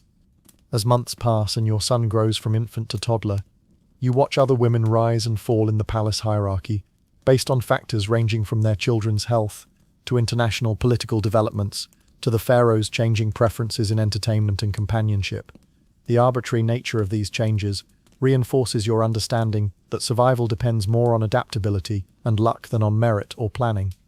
When a plague outbreak in Lower Egypt kills thousands of people, including several members of noble families with daughters in the palace, the political landscape shifts overnight. Women whose families suffered losses find their status diminished, while those whose regions were spared see their influence enhanced. Your own family's survival becomes a source of political strength you never anticipated needing. The interconnectedness of personal and political survival becomes even clearer when the pharaoh announces plans for a military campaign against Nubian rebels. Suddenly, concubines and wives with Nubian connections face suspicion about their loyalty, while women from families with military backgrounds find themselves elevated in royal favor. Your father's service in the regional militia, previously irrelevant to your palace status, becomes a valuable political asset. These rapid shifts in political fortune teach you that palace life operates according to principles that have nothing to do with justice, merit, or personal virtue. Success depends on constantly adapting to changing circumstances, while maintaining enough flexibility to survive unexpected reversals. It's exhausting, demoralizing, and absolutely essential for protecting both yourself and your son. As you lie in your comfortable bed each night, listening to your infant son's quiet breathing and contemplating the political maneuvers necessary to ensure his continued safety, you realize that becoming a royal mother hasn't freed you from the constraints of concubine life. It's simply introduced you to more sophisticated forms of imprisonment. You're now a player in games whose rules you barely understand, competing against opponents whose experience vastly exceeds your own, with stakes that include not just your own survival but your child's future prospects. Welcome to the advanced course in systematic dehumanization, where love itself becomes a weapon and maternal instincts must be constantly balanced against political necessity. Living among the pharaoh's women means existing in a state of perpetual low-level warfare disguised as sisterly affection. Every smile conceals calculation, every offer of help masks an agenda, and every friendship contains the seeds of its own destruction. You're trapped in a community where your closest companions are also your greatest threats, where solidarity is impossible because another woman's success directly diminishes your own prospects. The woman who becomes your primary rival isn't the one you'd expect. Meritamun arrived at the palace 6 months before you, which should make her a natural ally, someone who understands the adjustment challenges and could provide guidance. Instead, she views your successful pregnancy and elevation to royal mother as a personal betrayal, as if your reproductive success somehow stole opportunities that rightfully belong to her. Meritamun is 18, which makes her practically elderly in concubine terms, and she's been trying unsuccessfully to conceive for almost 2 years.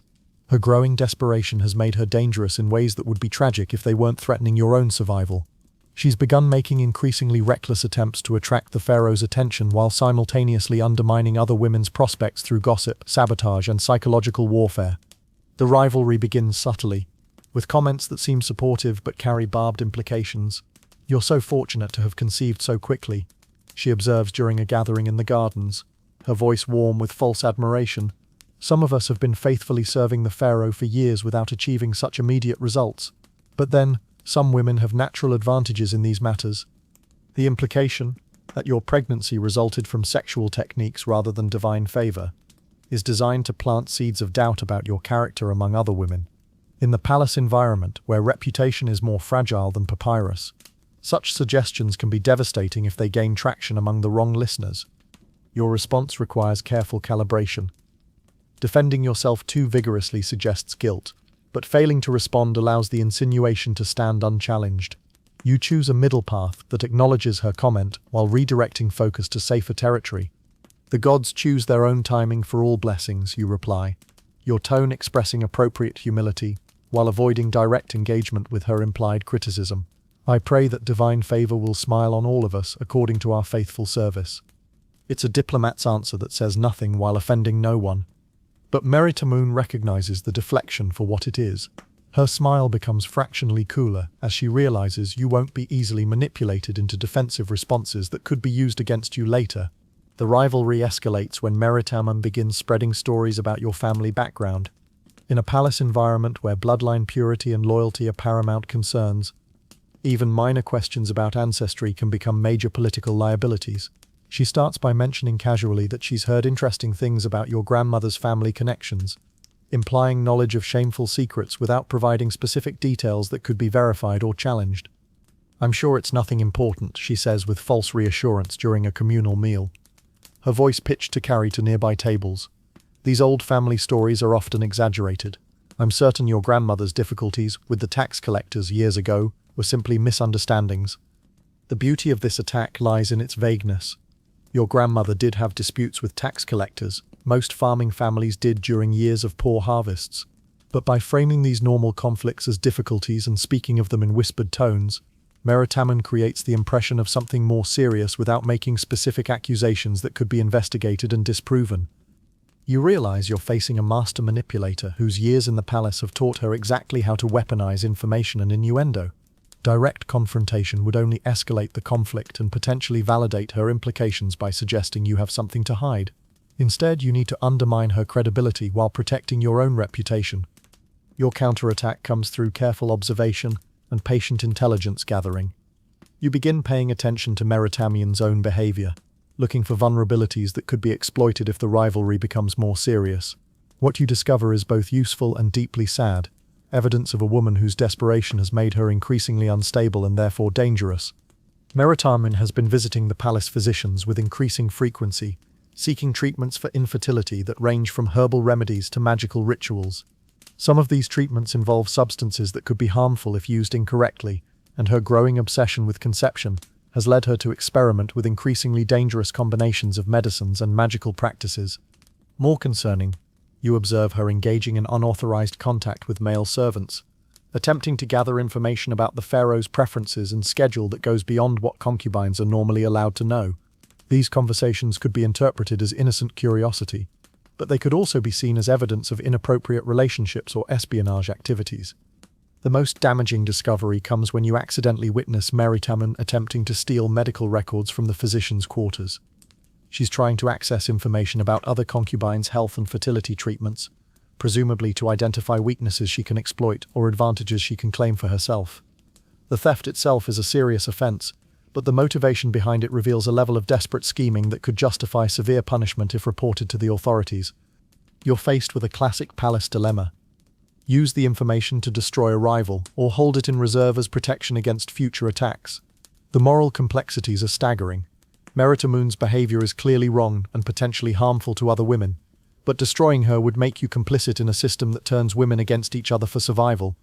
Your decision comes when Recruitment's attacks escalate to include your son. She begins making comments about the child's appearance, suggesting that certain features might indicate questionable paternity. In a polygamous royal household where children's legitimacy determines their inheritance prospects, such implications could be devastating to both you and your infant son. "Such an interesting coloring," she observes while watching you nurse, her voice carrying just enough doubt to plant seeds of suspicion. Children sometimes favor unexpected relatives, don't they? Grandparents, cousins, even. Well, I'm sure there's a perfectly reasonable explanation for any unusual traits. This attack crosses the line from personal rivalry to threats against your child's future.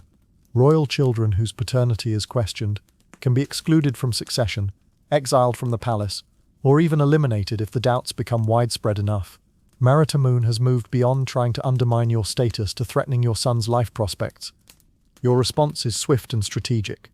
You arrange a private meeting with Iset, the superintendent of the women's quarters, and present your concerns about Recruitment's increasingly erratic behavior in terms of palace security, rather than personal rivalry. You mention the unauthorized conversations with male servants, the attempts to access medical records, and the growing desperation that might make her susceptible to manipulation by external enemies.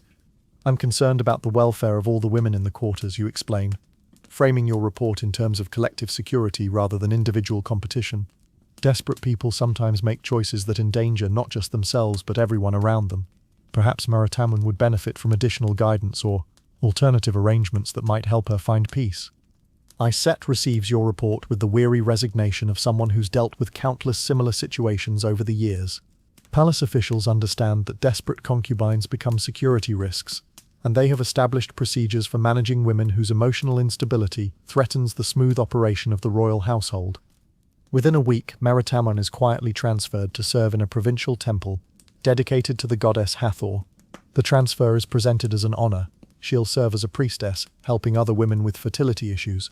But everyone understands it's actually exile disguised as promotion. She's being removed from the palace environment before her desperation leads to more serious transgressions. The morning of her departure, Meritamun seeks you out for a final conversation that reveals the full tragedy of her situation. Without the mask of palace sophistication, she looks like what she actually is, a terrified young woman whose life has been destroyed by circumstances beyond her control. "You won," she says simply, without accusation or anger. "You played the game better than I did. I hope you survive longer than I managed to." Her words haunt you because they highlight the fundamental horror of your situation. There are no real winners in the concubine system, only temporary survivors who manage to avoid elimination longer than their competitors. Meritamun's exile is your victory, but it's also a preview of your own eventual fate, unless you continue to successfully navigate increasingly complex political challenges. The removal of your primary rival should provide relief, but instead it introduces new anxieties. Other women in the quarters have watched the entire conflict unfold, and they've learnt valuable lessons about your capabilities and methods. Some now see you as a more formidable opponent who must be approached with greater caution. Others view you as a threat who needs to be eliminated before you become even more dangerous. Kamweset, the experienced royal mother who's borne the pharaoh 2 sons, approaches you with what appears to be congratulations but feels more like a warning. "You handled that situation skillfully," she observes, her tone professionally appreciative. Meritamun was becoming a liability to all of us, but skill in eliminating rivals also makes one notable. Other women will remember how efficiently you dealt with her. The implication is clear. Your success in destroying Meritamun has elevated your threat level in the eyes of other concubines. You're no longer seen as a naive newcomer who got lucky with an early pregnancy. You're now recognized as a competent political operator who can identify weaknesses and exploit them effectively. This recognition brings respect, but it also brings increased scrutiny and more sophisticated opposition. Your education in palace politics accelerates as other women begin testing your resolve and capabilities through increasingly subtle challenges. Conversations become more complex, with multiple layers of meaning that require careful interpretation. Alliances become more temporary and conditional, subject to constant renegotiation based on changing circumstances. Every interaction becomes a chess move in games whose rules are never explicitly stated, but whose consequences are always potentially fatal. The psychological toll of constant competition and suspicion begins affecting your relationship with your son. You find yourself analyzing his development not just for signs of health and intelligence, but for political implications that might affect his future prospects. His first steps, his first words, his personality traits. Everything becomes data to be managed and presented strategically, rather than milestones to be celebrated naturally. When your son reaches his first birthday, the celebration includes ceremonies designed to showcase his development to palace officials who will influence his future education and training. You spend weeks preparing for these presentations, coaching him to display his most appealing characteristics while suppressing any traits that might be interpreted negatively. The irony is devastating. In trying to protect your child from the political dangers of palace life, you're already corrupting your maternal relationship with him. You're learning to see him through the eyes of competitors and officials rather than loving him unconditionally as a mother should. The system that elevated you to royal mother is systematically destroying your ability to be an authentic parent. As you watch your toddler perform for royal assessors who will determine his early educational opportunities, you realize that victory over Meritamun was just the first round in a competition that will continue for decades. Every year will bring new rivals, new challenges, new threats to both your survival and your son's prospects. The skills you've developed for managing palace politics will need constant refinement and adaptation as circumstances change and opponents become more sophisticated. The woman you've become, calculating, suspicious, constantly alert for threats and opportunities, is barely recognizable as the farmer's daughter who arrived at the palace 2 years ago. Palace life has transformed you into exactly the kind of person you once would have feared and distrusted. You've survived by learning to play games you never wanted to join, and your success has made you complicit in a system that destroys women's capacity for genuine friendship and authentic maternal love. But you've also learned that in this environment, the alternative to becoming a skilled political operator is becoming a victim like Meritamun. The system doesn't offer options for opting out or finding middle ground. You can compete effectively or be eliminated, but you cannot refuse to participate without accepting destruction as the inevitable consequence. Tomorrow will bring new challenges, new competitors, new tests of your ability to balance maternal love against political necessity. The game never ends. It only becomes more complex as the stakes grow higher and the players become more experienced. Welcome to the advanced levels of systematic dehumanization, where even victory feels like a form of defeat and survival requires abandoning the very qualities that once made you human. Your worth as a royal concubine fluctuates like commodity prices in the Memphis grain market, subject to forces both predictable and capricious, that can elevate you to unprecedented heights or reduce you to dispensable chattel overnight. Understanding these economic realities becomes essential for survival, because in the pharaoh's household, women are simultaneously precious assets and disposable inventory depending on market conditions you barely comprehend. The palace maintains detailed records of every concubine's value proposition, tracked on papyrus scrolls with the same precision applied to livestock inventories or treasure house accounts. Your worth is calculated based on measurable factors: age, health, fertility track record, children produced, political connections, special skills, and current favor level with the pharaoh. But the calculations change constantly as circumstances shift and new variables emerge. As a royal mother with one healthy son, your current market value places you in the upper tier of palace women. But your position remains precarious because value in this system depends on continued production and performance rather than past achievements. Yesterday's successes provide temporary protection, but tomorrow's relevance requires constant adaptation to changing royal needs and preferences.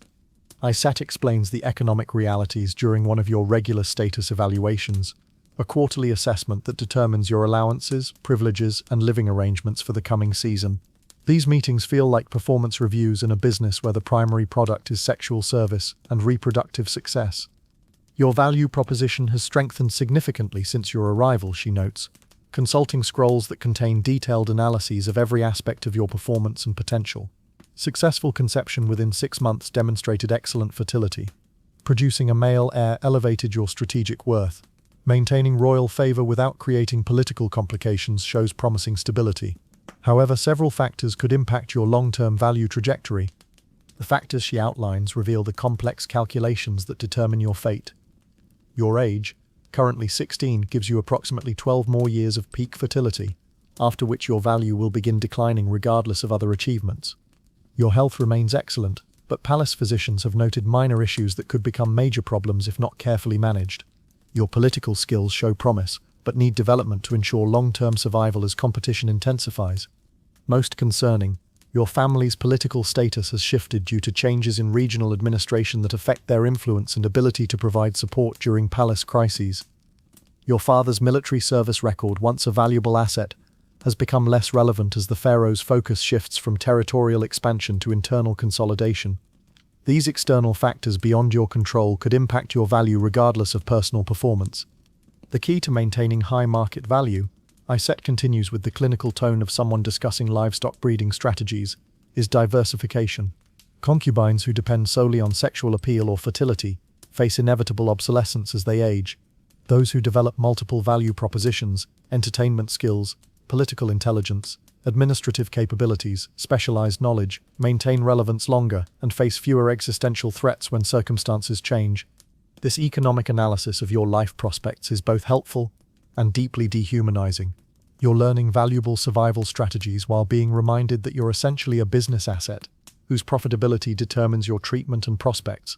The palace views you through the same analytical framework applied to agricultural land or trade goods, useful as long as you generate acceptable returns on investment, disposable when better opportunities emerge. Your monthly allowances reflect your current market value with mathematical precision. As a royal mother, you receive premium allocations of food, clothing, cosmetics, and jewelry appropriate to your status level. But these allowances come with implicit expectations about how they'll be used to maintain and enhance your value proposition. The fine clothing isn't just a privilege, it's a professional requirement for maintaining the appearance standards expected of high-status concubines. The palace economy operates on multiple currencies simultaneously, creating complex exchange rates between different forms of value. Sexual performance translates to royal favor, which converts to political protection, which transforms into material privileges, which enable enhanced personal presentation, which generates increased sexual appeal in an endless cycle of commodification. But the exchange rates fluctuate based on factors ranging from the pharaoh's personal moods, to international political developments, to seasonal religious obligations that affect royal attention patterns. Skills that commanded premium value last month might become worthless next month if palace priorities shift or new competitors arrive with superior capabilities. Your education in palace economics accelerates when you're assigned to manage part of the women's quarters budget, a responsibility that comes with your elevation to royal mother status, but also serves as training in the administrative skills that could provide alternative value propositions as you age. The experience reveals the staggering costs of maintaining the concubine system and the sophisticated resource management required to keep it functioning efficiently. The monthly expenses for housing, feeding, clothing, and maintaining 300 royal women exceed the annual tax revenue from entire provinces. Cosmetics alone cost more than most noble families' total wealth. The medical care provided to ensure optimal fertility and health represents a significant portion of the royal household's budget. Even the security measures necessary to protect the women and prevent unauthorized contact with outside males require substantial financial investment. These enormous costs create pressure to maximize return on investment, which translates to constant performance monitoring and regular value assessments for every woman in the system. Palace administrators track conception rates, pregnancy outcomes, child survival statistics, and long-term fertility trends, with the same attention applied to agricultural yields or mining outputs. Women who consistently underperform face budget-driven decisions about resource allocation that can determine their survival prospects. The accounting records you review reveal the brutal mathematics underlying palace life. Concubines who fail to conceive within 2 years face reallocation to less expensive positions that provide minimal security. Women whose children die or show developmental problems see their resource allocations reduced to reflect diminished future potential. Even successful royal mothers face eventual cost-benefit analyses as they age and their fertility declines. Most disturbing are the detailed projections about your own economic trajectory over the next 20 years. Palace economists have calculated optimal strategies for maximizing your lifetime value to the royal household, including recommendations about ideal spacing between pregnancies, appropriate timing for developing alternative skills, and projected transition periods as you move from primary reproductive functions to secondary support roles. Your peak value period extends from ages 16 to 28, the senior administrator explains, showing you charts that graph your projected worth over time. During this period, focus should remain on conception and child-rearing, while developing supplementary capabilities. After 28, fertility becomes less reliable, requiring increased emphasis on alternative value propositions to maintain acceptable resource allocation levels. The clinical discussion of your reproductive timeline as an economic planning factor reinforces your understanding that the palace views your body as equipment with a predictable lifespan and maintenance schedule. Your pregnancies aren't personal experiences, they're production cycles that need optimization for maximum efficiency. Your maternal relationships aren't emotional bonds, they're quality control processes that affect the value of your output. The international dimensions of the palace economy add another layer of complexity to your value calculations. Political relationships with neighboring kingdoms affect the relative worth of concubines from different regions. Trade agreements influence the availability and cost of luxury goods used to maintain royal women. Military campaigns create security concerns that impact resource allocation priorities and behavioral expectations. When tensions arise with Nubian kingdoms, concubines with Nubian connections face suspicion that reduces their market value regardless of personal loyalty or performance. When trade relationships with Levantine merchants flourish, women skilled in foreign languages see their worth increase due to enhanced utility for diplomatic purposes. Your value fluctuates based on geopolitical factors you barely understand but cannot control. The psychological impact of understanding your economic position creates new forms of stress and anxiety that compound the existing pressures of palace life. Knowing that your worth is constantly evaluated and could decline precipitously due to factors beyond your control makes every day feel like a performance evaluation with life or death consequences. You begin monitoring your own value indicators with obsessive attention, tracking royal attention patterns, conception cycles, political developments, and competitive pressures that might affect your market position. This constant self-assessment becomes exhausting and dehumanizing, but ignoring economic realities could lead to gradual marginalization and eventual elimination from the system. The marketplace dynamics become particularly apparent during special events when the pharaoh selects women for participation based on their current value rankings. Royal banquets, religious ceremonies, diplomatic receptions, these occasions showcase high-value concubines while effectively advertising their market worth to palace officials who influence future resource allocation decisions. Your inclusion in these events reflects your current high status, but participation requires careful management to maintain and enhance your position without creating resentment among competitors or suggesting inappropriate ambition to supervisors. Every appearance becomes a business presentation, where you're simultaneously the product being marketed and the sales representative responsible for closing the deal. The most psychologically devastating aspect of the palace economy is learning to view other women through the same analytical framework applied to your own situation. You find yourself automatically assessing their value propositions, identifying their competitive advantages and weaknesses, calculating their likely trajectory in the market. Friendships become difficult when you're unconsciously evaluating everyone as potential threats to your economic security. When new concubines arrive from provincial selections, you observe them with the calculating attention of an experienced trader evaluating new merchandise. Their age, appearance, family connections, apparent intelligence, all become data points in analyses that determine whether they represent opportunities for alliance or threats requiring countermeasures. This commodified perspective on human relationships represents the final stage of your transformation from person to product. You've learned to think like the system that owns you, adopting the analytical frameworks and value calculations that determine your fate. The farmer's daughter who valued relationships for their emotional content has been replaced by a sophisticated economic actor who understands that survival depends on market positioning rather than personal virtue. As you review your quarterly performance assessment and plan strategies for maintaining high value in an increasingly competitive environment, you realize that mastering palace economics has required abandoning most of your previous moral framework. You've become complicit in your own commodification, skilled at managing yourself as a business asset rather than living authentically as a human being. But you've also learned that in this environment, the alternative to economic sophistication is economic irrelevance, which leads inevitably to marginalization and elimination. The system doesn't reward moral purity or authentic emotion. It rewards strategic thinking and effective self-marketing. Your survival depends on becoming the kind of person you once would have pitied or despised.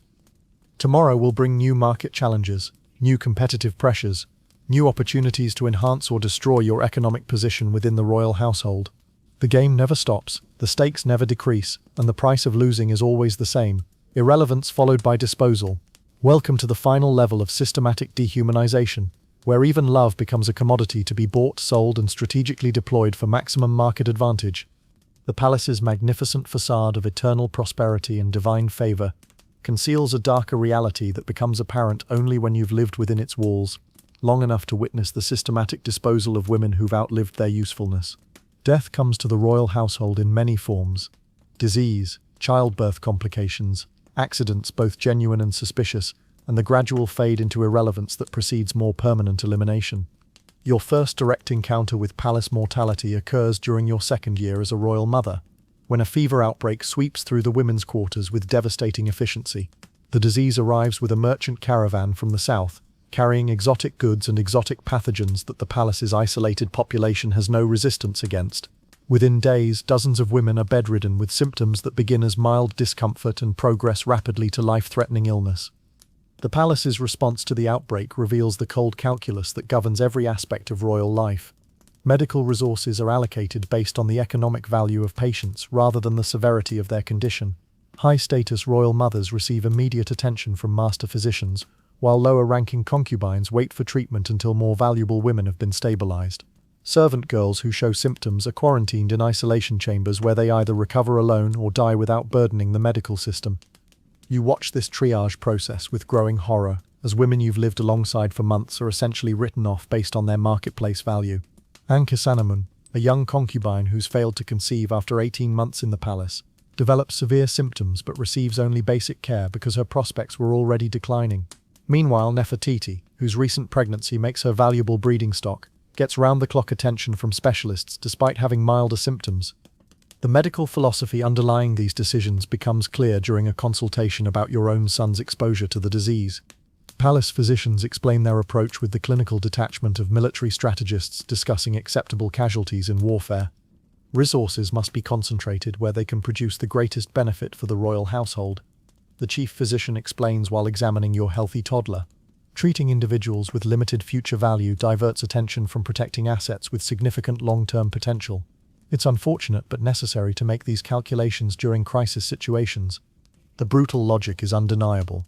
The palace cannot provide unlimited medical care to everyone, so decisions must be made about who receives priority treatment. But the criteria used for these decisions expose the dehumanizing foundation of the entire concubine system. Women aren't patients deserving care regardless of their circumstances. They're investments whose treatment is justified only by their potential return value. Your son's health becomes a source of constant anxiety as you realize that even royal children are subject to similar calculations. Healthy princes receive excellent medical attention, but children who show signs of physical or mental developmental issues face gradual reduction in care that often becomes self-fulfilling prophecy. Palace physicians are skilled at managing royal genetics through selective medical attention that ensures only the most promising bloodlines survive to maturity. The fever outbreak claims 7 women from the quarters before running its course. Their deaths are announced with ceremonial regret, but practical efficiency. Their belongings are redistributed, their quarters reassigned, their names removed from administrative records with administrative finality. Within weeks, it's as if they never existed. Their brief lives in the palace reduced to footnotes in medical reports about disease management strategies. More disturbing than the deaths themselves is the palace's systematic erasure of the deceased women's identities and contributions. Royal concubines who die without producing male heirs are not memorialized in any permanent form. Their service to the pharaoh, their years of faithful compliance with palace requirements, their human experiences and relationships all disappear into administrative oblivion as if their lives held no intrinsic value beyond their reproductive potential. The psychological impact of witnessing this casual disposal of human life creates new layers of fear and anxiety among the surviving women. Everyone understands that their own eventual fate will likely involve similar erasure, that their years of palace service will be forgotten as quickly as their deaths can be processed administratively. This knowledge creates a desperate urgency to achieve something permanent: children, political influence, wealth, that might survive their own inevitable disposal. Your education in palace mortality continues when you're assigned to assist with the care of aging royal mothers who've outlived their primary usefulness. These women, once powerful figures in palace politics, now serve as cautionary examples of what awaits concubines who fail to secure long-term protection through successful child-rearing or political maneuvering. Kahemwaset, now in her early 30s, represents the precarious position of even successful royal mothers as they age beyond optimal fertility. Despite having borne the pharaoh 2 sons, her influence has begun declining as younger women capture royal attention and her own reproductive capacity becomes less reliable. She faces the gradual reduction in status and resources that precedes more permanent marginalization. "The palace forgets you slowly, then suddenly," she explains during one of your visits to the aging mother's quarters. A comfortable but clearly diminished section of the women's compound. First, your allowances decrease slightly, then your quarters are downsized for efficiency. Your access to royal events becomes temporarily limited. Before you realize what's happening, you're being prepared for honorable retirement to a provincial temple where you'll live comfortably but invisibly until you die. The euphemistic language used to describe this process masks its essential brutality. Honorable retirement means exile from the only life you've known for years. Comfortable temple service means performing religious duties that provide subsistence but no political influence or personal autonomy. Peaceful conclusion of palace service means death in obscurity, forgotten by the royal household that once depended on your body and compliance for its genetic and political objectives. But even these relatively gentle forms of disposal are reserved for women who've served faithfully and avoided political complications. Concubines who fall from favor due to suspected disloyalty, inappropriate ambition, or interference with palace politics face more immediate and permanent solutions to their inconvenient existence. The mysterious disappearance of Merit, a concubine who'd been asking inappropriate questions about palace finances, provides a stark example of how the system deals with women who pose security risks. She's there for evening meal one day, gone the next morning, with her quarters cleaned and reassigned as if she'd never existed. No explanations are offered, no questions are permitted, and her name is never mentioned again in official contexts. Sometimes women decide they're unsuited for palace life. Iset explains when directly questioned about Merit's absence, her voice carrying the authority of someone who's delivered this explanation many times before. They request transfer to distant temples where they can serve the gods in quieter settings. We honor these requests discreetly to avoid encouraging similar decisions among women who might be influenced by temporary homesickness or adjustment difficulties. The obvious fiction of this explanation serves multiple purposes. It provides plausible cover for eliminations while simultaneously warning other women about the consequences of inappropriate behavior. Everyone understands that Merit didn't voluntarily request transfer to a distant temple, but everyone also understands that acknowledging this reality would be dangerously inappropriate. The disposal mechanisms become more sophisticated as your understanding of palace operations deepens. Some inconvenient women are quietly transferred to serve as wives for provincial administrators, officially presented as rewards for loyal service, but actually removing them from the palace environment where they might cause complications. Others are assigned to diplomatic missions that take them far from Egypt, where their eventual fate becomes irrelevant to palace politics. The most fortunate cases involve assignment to serve as governesses or administrators in royal households belonging to the pharaoh's children or siblings. These positions provide genuine security and respect, but they're reserved for women whose loyalty is unquestioned and whose discretion about palace secrets is absolutely reliable. The selection process for these coveted positions involves extensive background investigation and psychological evaluation that would impress modern intelligence agencies. Your own mortality becomes a pressing concern as you witness the various mechanisms through which the palace disposes of inconvenient women. Every decision you make, every relationship you develop, every political position you adopt could potentially lead to consequences ranging from gradual marginalization to immediate elimination. The constant awareness of your own vulnerability creates psychological stress that affects your health, your relationships, and your ability to function effectively in the competitive palace environment. The birth of your second child, another son, provides temporary security while simultaneously introducing new anxieties about protecting multiple children in an environment where royal offspring face their own forms of disposal if they prove inconvenient or threatening to established succession plans. Palace history includes numerous examples of promising princes who died from sudden illnesses, hunting accidents, or military misadventures that eliminated potential complications in royal inheritance. The systematic nature of these disposal mechanisms reveals the sophisticated administrative approach the palace applies to human resource management. Women aren't simply killed when they become inconvenient. They're processed through carefully designed systems that maximize value extraction while minimizing political complications. The goal is efficient elimination that doesn't create martyrs, generate sympathy, or encourage resistance among the remaining population. Most psychologically devastating is learning to recognize the early warning signs that indicate a woman is being prepared for disposal. Gradual reduction in privileges, subtle changes in treatment by supervisors, decreased access to royal events, assignment to less desirable duties. These patterns indicate that administrative decisions have been made about someone's future prospects. Understanding these signals creates constant anxiety about your own status, while forcing you to witness other women's slow progression toward elimination. The knowledge that you're living in a sophisticated death machine disguised as a luxurious palace fundamentally changes your relationship with every aspect of your environment. The beautiful quarters that once seemed like privileges now feel like comfortable cells. The elaborate ceremonies that once seemed honorific now appear to be distractions from the underlying brutality. The friendships and alliances that provide emotional support now carry the additional burden of potential complicity in each other's eventual destruction.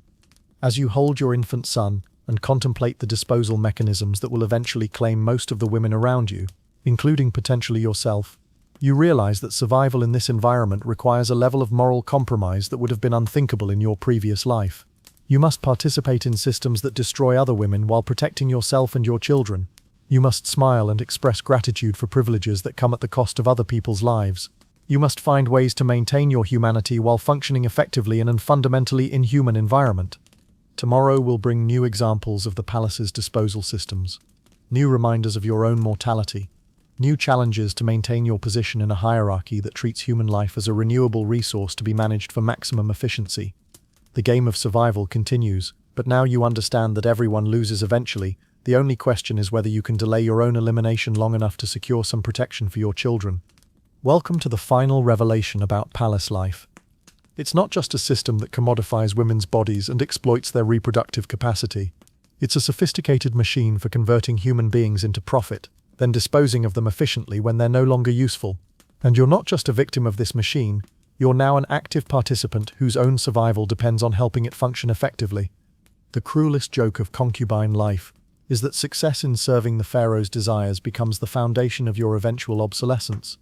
Every child you bear ages you beyond your chronological years. Every year of faithful service moves you closer to irrelevance. Every skill you develop to maintain your position becomes less valuable as younger women arrive with similar capabilities and the additional advantage of youth.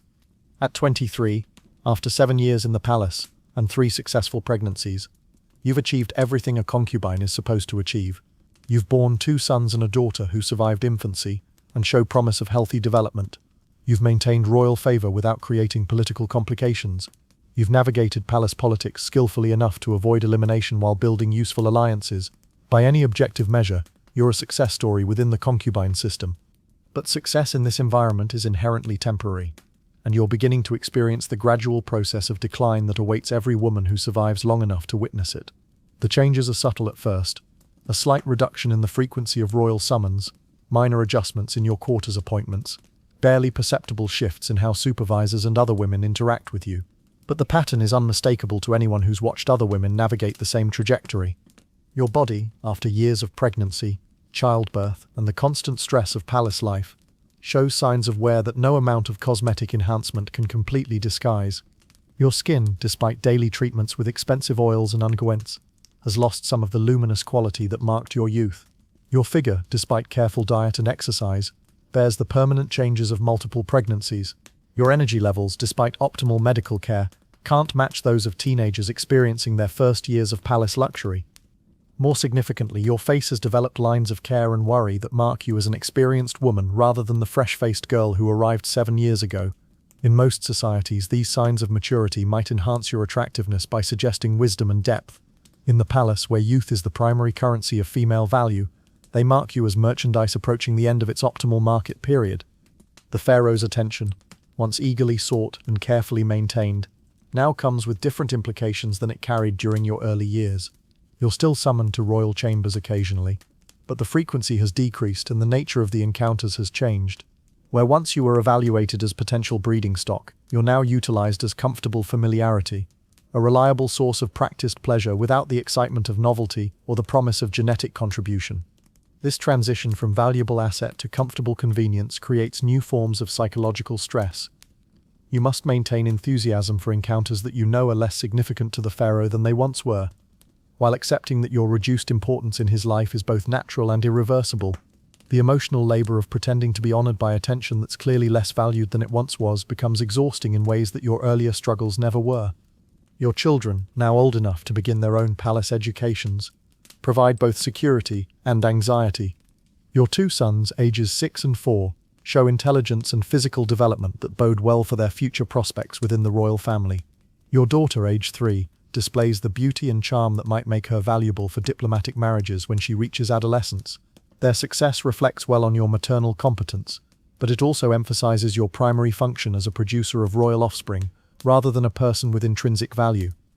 The educational process for royal children exposes you to new forms of marginalization, as your sons begin spending more time with tutors and less time under your direct supervision. Palace protocol requires that princes receive instruction from male teachers in subjects considered essential for future leadership roles. Your maternal influence, once central to their development, becomes increasingly peripheral as they move into educational spheres from which mothers are excluded. Your sons are progressing excellently in their studies. The senior tutor reports during a quarterly assessment meeting, his tone professionally respectful but subtly dismissive. As they mature, they'll require less maternal guidance and more exposure to the masculine influences that will shape their adult roles. We recommend gradually reducing their time in the women's quarters to facilitate this necessary transition. The logic is unassailable. Royal princes must learn to function in a male-dominated political environment, and excessive maternal influence could handicap their development. But the practical effect is the systematic removal of your children from your daily life. Just as your own value to the palace begins declining, your success as a mother becomes the mechanism of your separation from the children who represent your greatest achievement and primary source of meaning. This enforced separation from your sons creates emotional complications that the palace system neither acknowledges nor accommodates. You're expected to take pride in their advancement while accepting the reduction in your own importance to their development. You must celebrate their achievements while mourning the loss of your central role in their lives. The palace requires you to find fulfillment in outcomes that systematically diminish your own significance. Your daughter's future presents different but equally challenging concerns.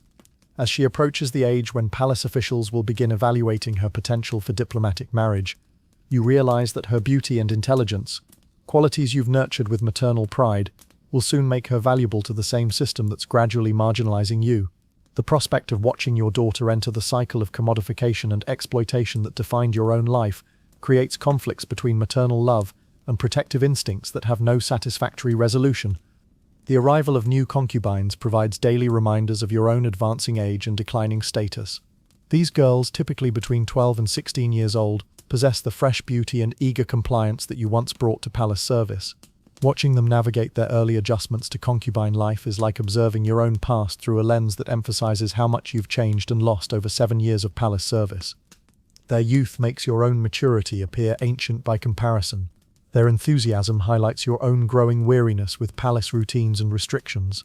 Their potential fertility emphasizes your own declining reproductive capacity as you enter your mid-20s, the period when ancient Egyptian women began being considered past their prime childbearing years. Every new arrival underscores your movement from valuable asset toward disposable inventory. More painful than the physical reminders of aging is the gradual erosion of your political influence within the women's quarters. Younger concubines who once sought your advice and alliance now increasingly turn to women whose prospects seem more promising for long-term association. Your opinions carry less weight in group discussions, your preferences receive less consideration in social arrangements, and your presence becomes less essential to the informal networks that govern daily life in the quarters. The palace administration's response to your changing status appears in subtle modifications to your privileges and resources. Your clothing allowances decrease slightly, justified by administrative efficiency rather than status reduction. Your quarters remain comfortable, but receive fewer upgrades and decorative enhancements. Your access to certain areas of the palace becomes temporarily restricted for reasons that are never fully explained but clearly indicate your reduced importance to royal operations. These gradual reductions in privilege are designed to encourage voluntary acceptance of declining status rather than creating dramatic confrontations that might generate sympathy or resistance. The palace has learned that slow erosion of benefits creates less political complication than sudden dramatic changes that might inspire other women to resist their own eventual marginalization. Your attempts to adapt to changing circumstances by developing alternative value propositions reveal the limited options available to aging concubines within the palace system. You try to cultivate expertise in areas that might extend your usefulness beyond reproductive capacity: music, languages, administrative skills, medical knowledge, but every skill you develop puts you in competition with women whose youth gives them inherent advantages in attracting royal attention and patronage. The music instruction you pursue with increased dedication demonstrates both the possibilities and limitations of skill-based survival strategies. You develop genuine competence in singing and instrumental performance, reaching levels that would make you valuable as an entertainer in less competitive environments. But the palace already employs professional musicians whose entire lives have been devoted to musical excellence, making your amateur achievements impressive but not essential. Your study of foreign languages yields similar results. You become conversational in Nubian and Akkadian, skills that could be valuable for diplomatic purposes or managing foreign concubines, but your linguistic abilities remain inferior to those of native speakers or professional translators already employed by the palace administration. Your efforts to create alternative value add modest utility to your overall worth without fundamentally changing your trajectory toward obsolescence. The most successful adaptation strategy appears to be developing expertise in managing younger concubines, serving as a mentor and supervisor, whose experience helps new arrivals adjust to palace life more efficiently. This role utilizes your accumulated knowledge while providing genuine value to palace operations, but it also formalizes your transition from active participant to administrative support, acknowledging that your primary usefulness now lies in helping others rather than performing yourself. Your assignment as a senior advisor to newly arrived concubines comes with ceremonial recognition and practical responsibilities that provide structure and purpose to your daily routine. You're expected to guide newcomers through their initial adjustment period, teach them palace protocols, help them understand political dynamics, and monitor their progress for supervisory reports. The role offers dignity and usefulness, while making clear that your own days as a primary performer have essentially ended. The psychological challenges of this transition prove more difficult than the practical adjustments. Accepting your new role requires acknowledging that your youth and peak attractiveness are permanently behind you, that your future lies in supporting other women's success rather than achieving your own advancement. This recognition forces you to confront mortality and limitation in ways that your previous focus on survival and competition had allowed you to avoid. More challenging is learning to find satisfaction in mentoring young women for experiences that you know will ultimately damage and discard them just as they've damaged and discarded you. Your advice helps them navigate palace life more successfully, but success in this environment means becoming complicit in their own exploitation and eventual destruction. You're teaching survival skills for a system that guarantees everyone's eventual defeat. The most psychologically devastating aspect of aging in the palace is watching your children develop their own relationships within the royal family that increasingly exclude you from their daily experiences. Your sons, now 7 and 5, spend most of their time with tutors and other royal children, returning to your quarters primarily for sleeping and ceremonial visits. Your daughter, though still young enough to remain under maternal supervision, clearly represents the next generation of palace women whose experiences will differ from yours in ways you can't predict or control. Their affection for you remains genuine, but it's increasingly mixed with the unconscious condescension that children develop toward adults, whose importance in their lives has diminished. They love you as their mother, but they're beginning to understand that your role in their development is being superseded by more influential figures whose approval will determine their future prospects. The shift from being the most important person in their lives to being one of several caregivers happens gradually but irreversibly. Your relationships with other aging concubines provide both comfort and cautionary examples as you navigate your own decline. Women who've preceded you through this transition offer practical advice about managing the psychological challenges while serving as living demonstrations of what awaits you in the years ahead. Their experiences range from relatively comfortable adaptation to bitter resentment to resigned despair, suggesting that individual temperament plays a significant role in determining how successfully women weather their transition from valuable to obsolete. Camouflage, now 35, and clearly in the final stages of her palace career, represents the most positive possible outcome for aging concubines. Her 3 sons have developed into promising young princes whose success reflects well on her maternal competence. Her political skills have earned her respect among palace administrators. Her acceptance of her declining status has been graceful enough to avoid creating complications that might have led to more dramatic disposal. She faces eventual transfer to a provincial temple with dignity intact and genuine security about her future comfort. But even Camouflage's relatively successful trajectory emphasizes the fundamental limitations of the concubine system. Despite her achievements and careful management of her career, she faces exile from the only life she's known for 15 years. Her sons will remember her with affection, but won't be able to maintain regular contact once she's transferred to distant temple service. Her years of faithful service will be forgotten within months of her departure, her contributions to palace life reduced to administrative footnotes in records that future generations will never consult. Other aging concubines provide less encouraging examples of how this transition typically unfolds. Merit, who fell from favor due to inappropriate political alliances, faces transfer to a frontier temple, where her comfortable retirement will be replaced by subsistence-level existence, serving hostile local populations. Ankesanamun, whose failure to produce male heirs left her without protection, disappeared one night under circumstances that everyone understands but no one discusses. Nefertiti, who attempted to maintain her position through increasingly desperate sexual performance, suffered a psychological breakdown that led to confinement in the palace medical quarters where she remains in indefinite isolation. These examples reinforce your understanding that aging successfully in the palace requires constant adaptation to changing circumstances while accepting that all adaptation strategies ultimately lead to the same outcome: removal from the environment that has defined your entire adult identity. The only variables are the timing and dignity of your eventual exit, not whether exit will occur. As you approach your 24th birthday and contemplate the remaining years of your palace career, you realize that everything you've achieved — successful pregnancies, royal favor, political survival, maternal competence — has been preparation for this gradual process of obsolescence and disposal. Your success has brought you time and comfort, but it hasn't changed the fundamental trajectory of women's lives within the palace system. The farmer's daughter who arrived 7 years ago with hope and terror would barely recognize the sophisticated political operator you've become. But the sophisticated political operator you are now faces the same inevitable destiny that awaits every woman in the palace: transition from valuable asset to comfortable burden to eliminated liability. Your skills and experience have delayed this process but not prevented it. Tomorrow will bring another day of managing your declining status while mentoring younger women who represent both your past potential and your future irrelevance. The game continues, but you're no longer playing for advancement. You're playing for a dignified conclusion to a career that was always designed to be temporary. Welcome to the final stage of systematic dehumanization, where even success becomes a preparation for disposal, and survival requires accepting your own inevitable obsolescence. As dawn breaks over the palace walls on what you know will be one of your final mornings as a royal concubine, you stand at your window watching the Nile flow past with the same inexorable certainty that has governed your entire adult life. 7 years have passed since you were selected from that riverbank as a terrified 12-year-old girl. You are now 24, ancient by palace standards, with 3 living children and a lifetime of experiences that would have been unimaginable to the farmer's daughter who once washed clothes in these same waters. The woman who stares back at you from the polished bronze mirror bears little resemblance to that frightened child.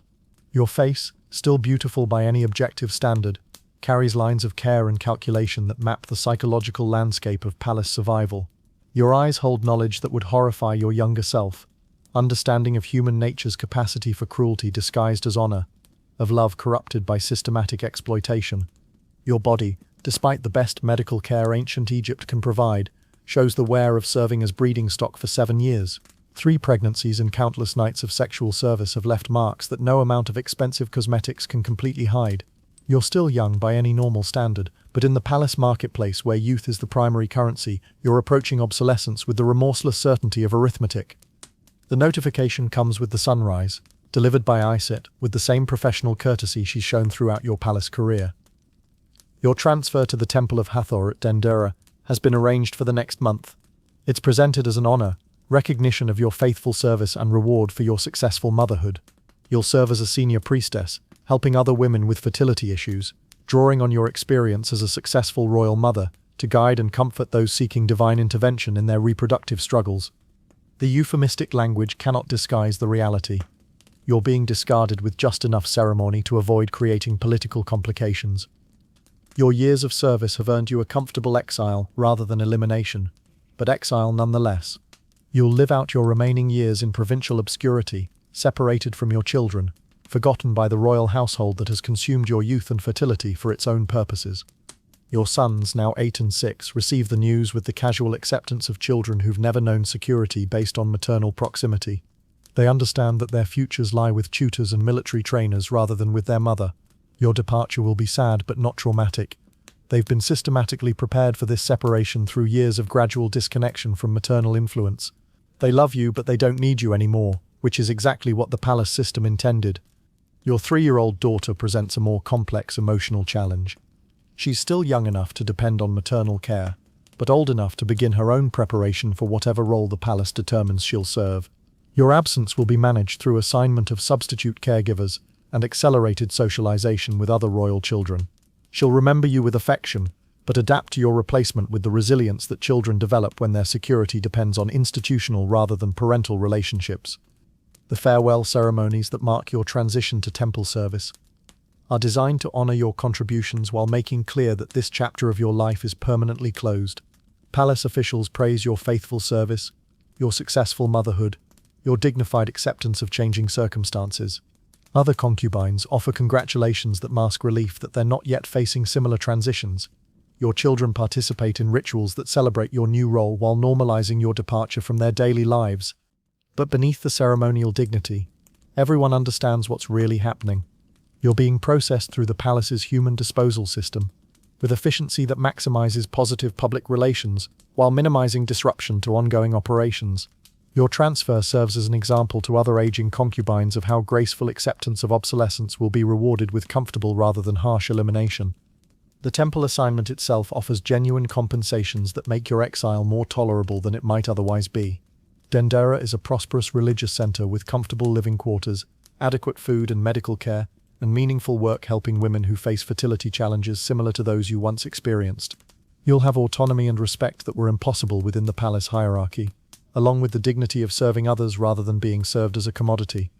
But these compensations cannot replace what you're losing.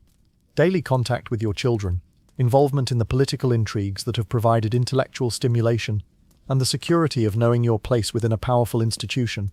You're trading known constraints for unknown freedoms, exchanging expertise in a complex environment for beginner status in an unfamiliar setting.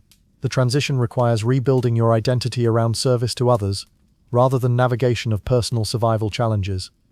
The psychological preparation for this transition forces you to confront questions you've avoided throughout your palace career. What kind of person have you become through years of systematic dehumanization? What values and relationships have survived the process of commodification? What aspects of your original identity can be recovered or rebuilt in an environment that might allow more authentic expression? The answers are disturbing and encouraging in equal measure. You've become someone capable of cruelty and manipulation that your younger self would have found appalling. You've learnt to view other humans as assets or threats rather than potential friends or allies. You've participated in systems that destroy women's capacity for genuine relationships, while convincing yourself that survival justified moral compromise. But you've also developed strength, intelligence, and resilience that you never would have discovered in your original life as a farmer's daughter. You've learned to think strategically about complex problems, to navigate sophisticated political environments, to maintain dignity under circumstances that would break many people. You've proven that you can adapt to extreme challenges while retaining enough humanity to feel genuine love for your children and sympathy for other victims of the same system. Most importantly, you've gained knowledge about power, exploitation, and survival that could be valuable in your new role helping other women. Your understanding of how systematic oppression operates, how individual resistance can be effective or counterproductive, and how dignity can be maintained under dehumanizing circumstances, could help others navigate similar challenges with less damage to their psychological well-being. The evening before your departure, you spend your final night in the palace chambers that have been your home for 7 years. The luxury that once seemed miraculous now feels oppressive. Beautiful decorations that marked your status as valuable property. Comfortable furnishings that reminded you daily of your dependence on royal favor. Windows that offered views of a world you were never allowed to enter freely. Your thoughts turn to the other women who've shared this experience. Those who died in childbirth or from disease. Those who were eliminated for political complications. Those who preceded you into temple exile. And those who will follow the same trajectory in years to come. You've all been casualties of a system that treats women as renewable resources to be exploited efficiently and discarded when their utility expires. But you've also been survivors who found ways to maintain humanity and dignity under circumstances designed to destroy both. Your resistance may have been subtle rather than dramatic, but it was real. Every moment of genuine affection shared with other women, every instance of helping someone navigate palace dangers, every effort to protect your children from the worst aspects of their environment represented small victories against systematic dehumanization. As you drift off to sleep for the last time in your concubine quarters, you realize that your story, like those of countless other women who've served royal households throughout history, will be forgotten by official records that focus on kings and military campaigns rather than the human costs of maintaining absolute power. Your years of service, your successful motherhood, your skill at survival will disappear into administrative obscurity as completely as if they never happened. But your children will carry fragments of your influence into their own futures, and the women you've mentored will pass along survival strategies to others facing similar challenges.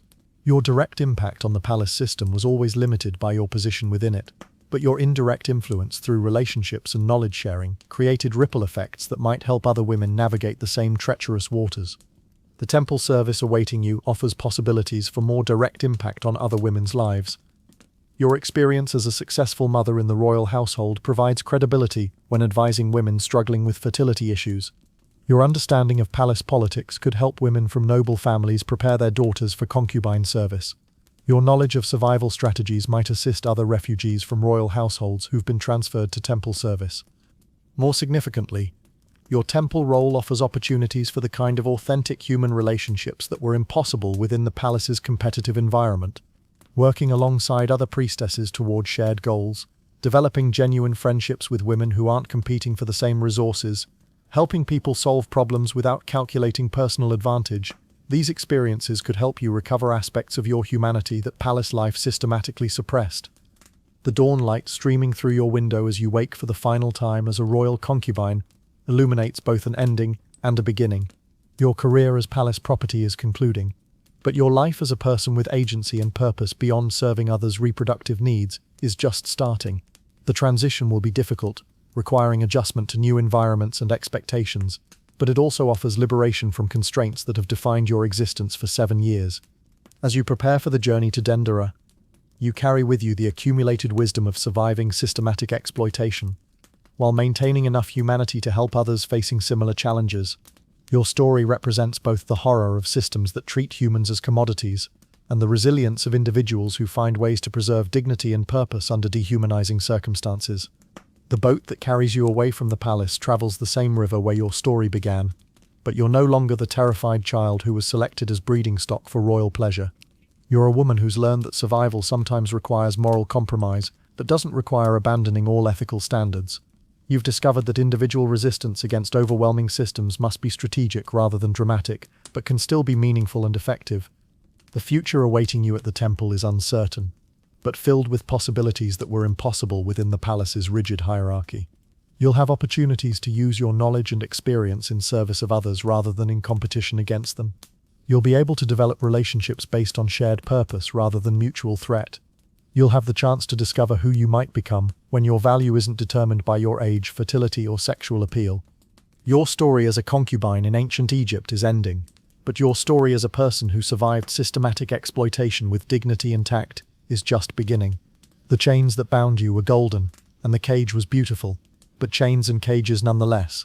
Now you're walking toward a horizon where your worth will be measured by what you contribute rather than what you produce, where your relationships can be based on choice rather than necessity, where your identity can develop according to your own values rather than others' demands. The river flows on, carrying you toward whatever comes next, as indifferent to your personal transformation as it was to your original captivity. But you are no longer indifferent to your own life. After 7 years of learning to see yourself through others' eyes as property to be managed, you're finally ready to see yourself through your own eyes as a person whose story continues beyond the constraints that once defined it. The sun rises on your first day of freedom, and despite everything you've lost and endured, you discover that you still have hope. And that, my friends, is what it truly meant to be a concubine in ancient Egypt. Not the romanticized fantasy of silken seduction that popular culture sells us, but a sophisticated system of human trafficking that operated with the efficiency of a well-run business and the brutality of systematic dehumanization. These women weren't living in luxury as some might imagine. They were surviving in a beautiful prison where their bodies were state property, their children were political assets, and their lives were governed by market forces that treated them as renewable resources to be exploited and discarded when they became inconvenient. The palace walls that seemed to offer protection from the harsh realities of ancient life actually created new forms of danger that were psychological, political, and ultimately more destructive than anything these women might have faced in their original circumstances. They traded physical hardship for emotional devastation, material poverty for spiritual imprisonment, and simple oppression for systematic destruction of their capacity for authentic human relationships. Yet even within this dehumanizing system, women found ways to maintain dignity, create meaning, and protect each other when possible. Their resistance was subtle rather than dramatic, but it was real. Their survival strategies required moral compromise, but they didn't completely abandon ethical standards. Their stories were forgotten by official history, but they left traces in the lives they touched and the wisdom they passed along. Tonight, as you drift off to sleep in whatever bed you're fortunate enough to have, take a moment to appreciate the freedom to make choices about your own body, your own relationships, and your own future. The modern world has its own forms of systematic oppression, but we live with possibilities for autonomy and dignity that were unimaginable to the women whose stories we've explored tonight. Their experiences remind us that even in the darkest circumstances, human resilience can find ways to survive with humanity intact. Their stories teach us that individual resistance against overwhelming systems must be strategic rather than dramatic, but can still be meaningful and effective. And their ultimate fate, exile to lives where their worth was measured by what they contributed rather than what they produced, suggests that liberation is possible even after years of systematic exploitation. Sleep well, knowing that your story is your own to write, and that tomorrow offers possibilities that no one else has the right to determine for you. Until next time, sweet dreams from all of us here exploring the fascinating and often disturbing realities of our shared human past.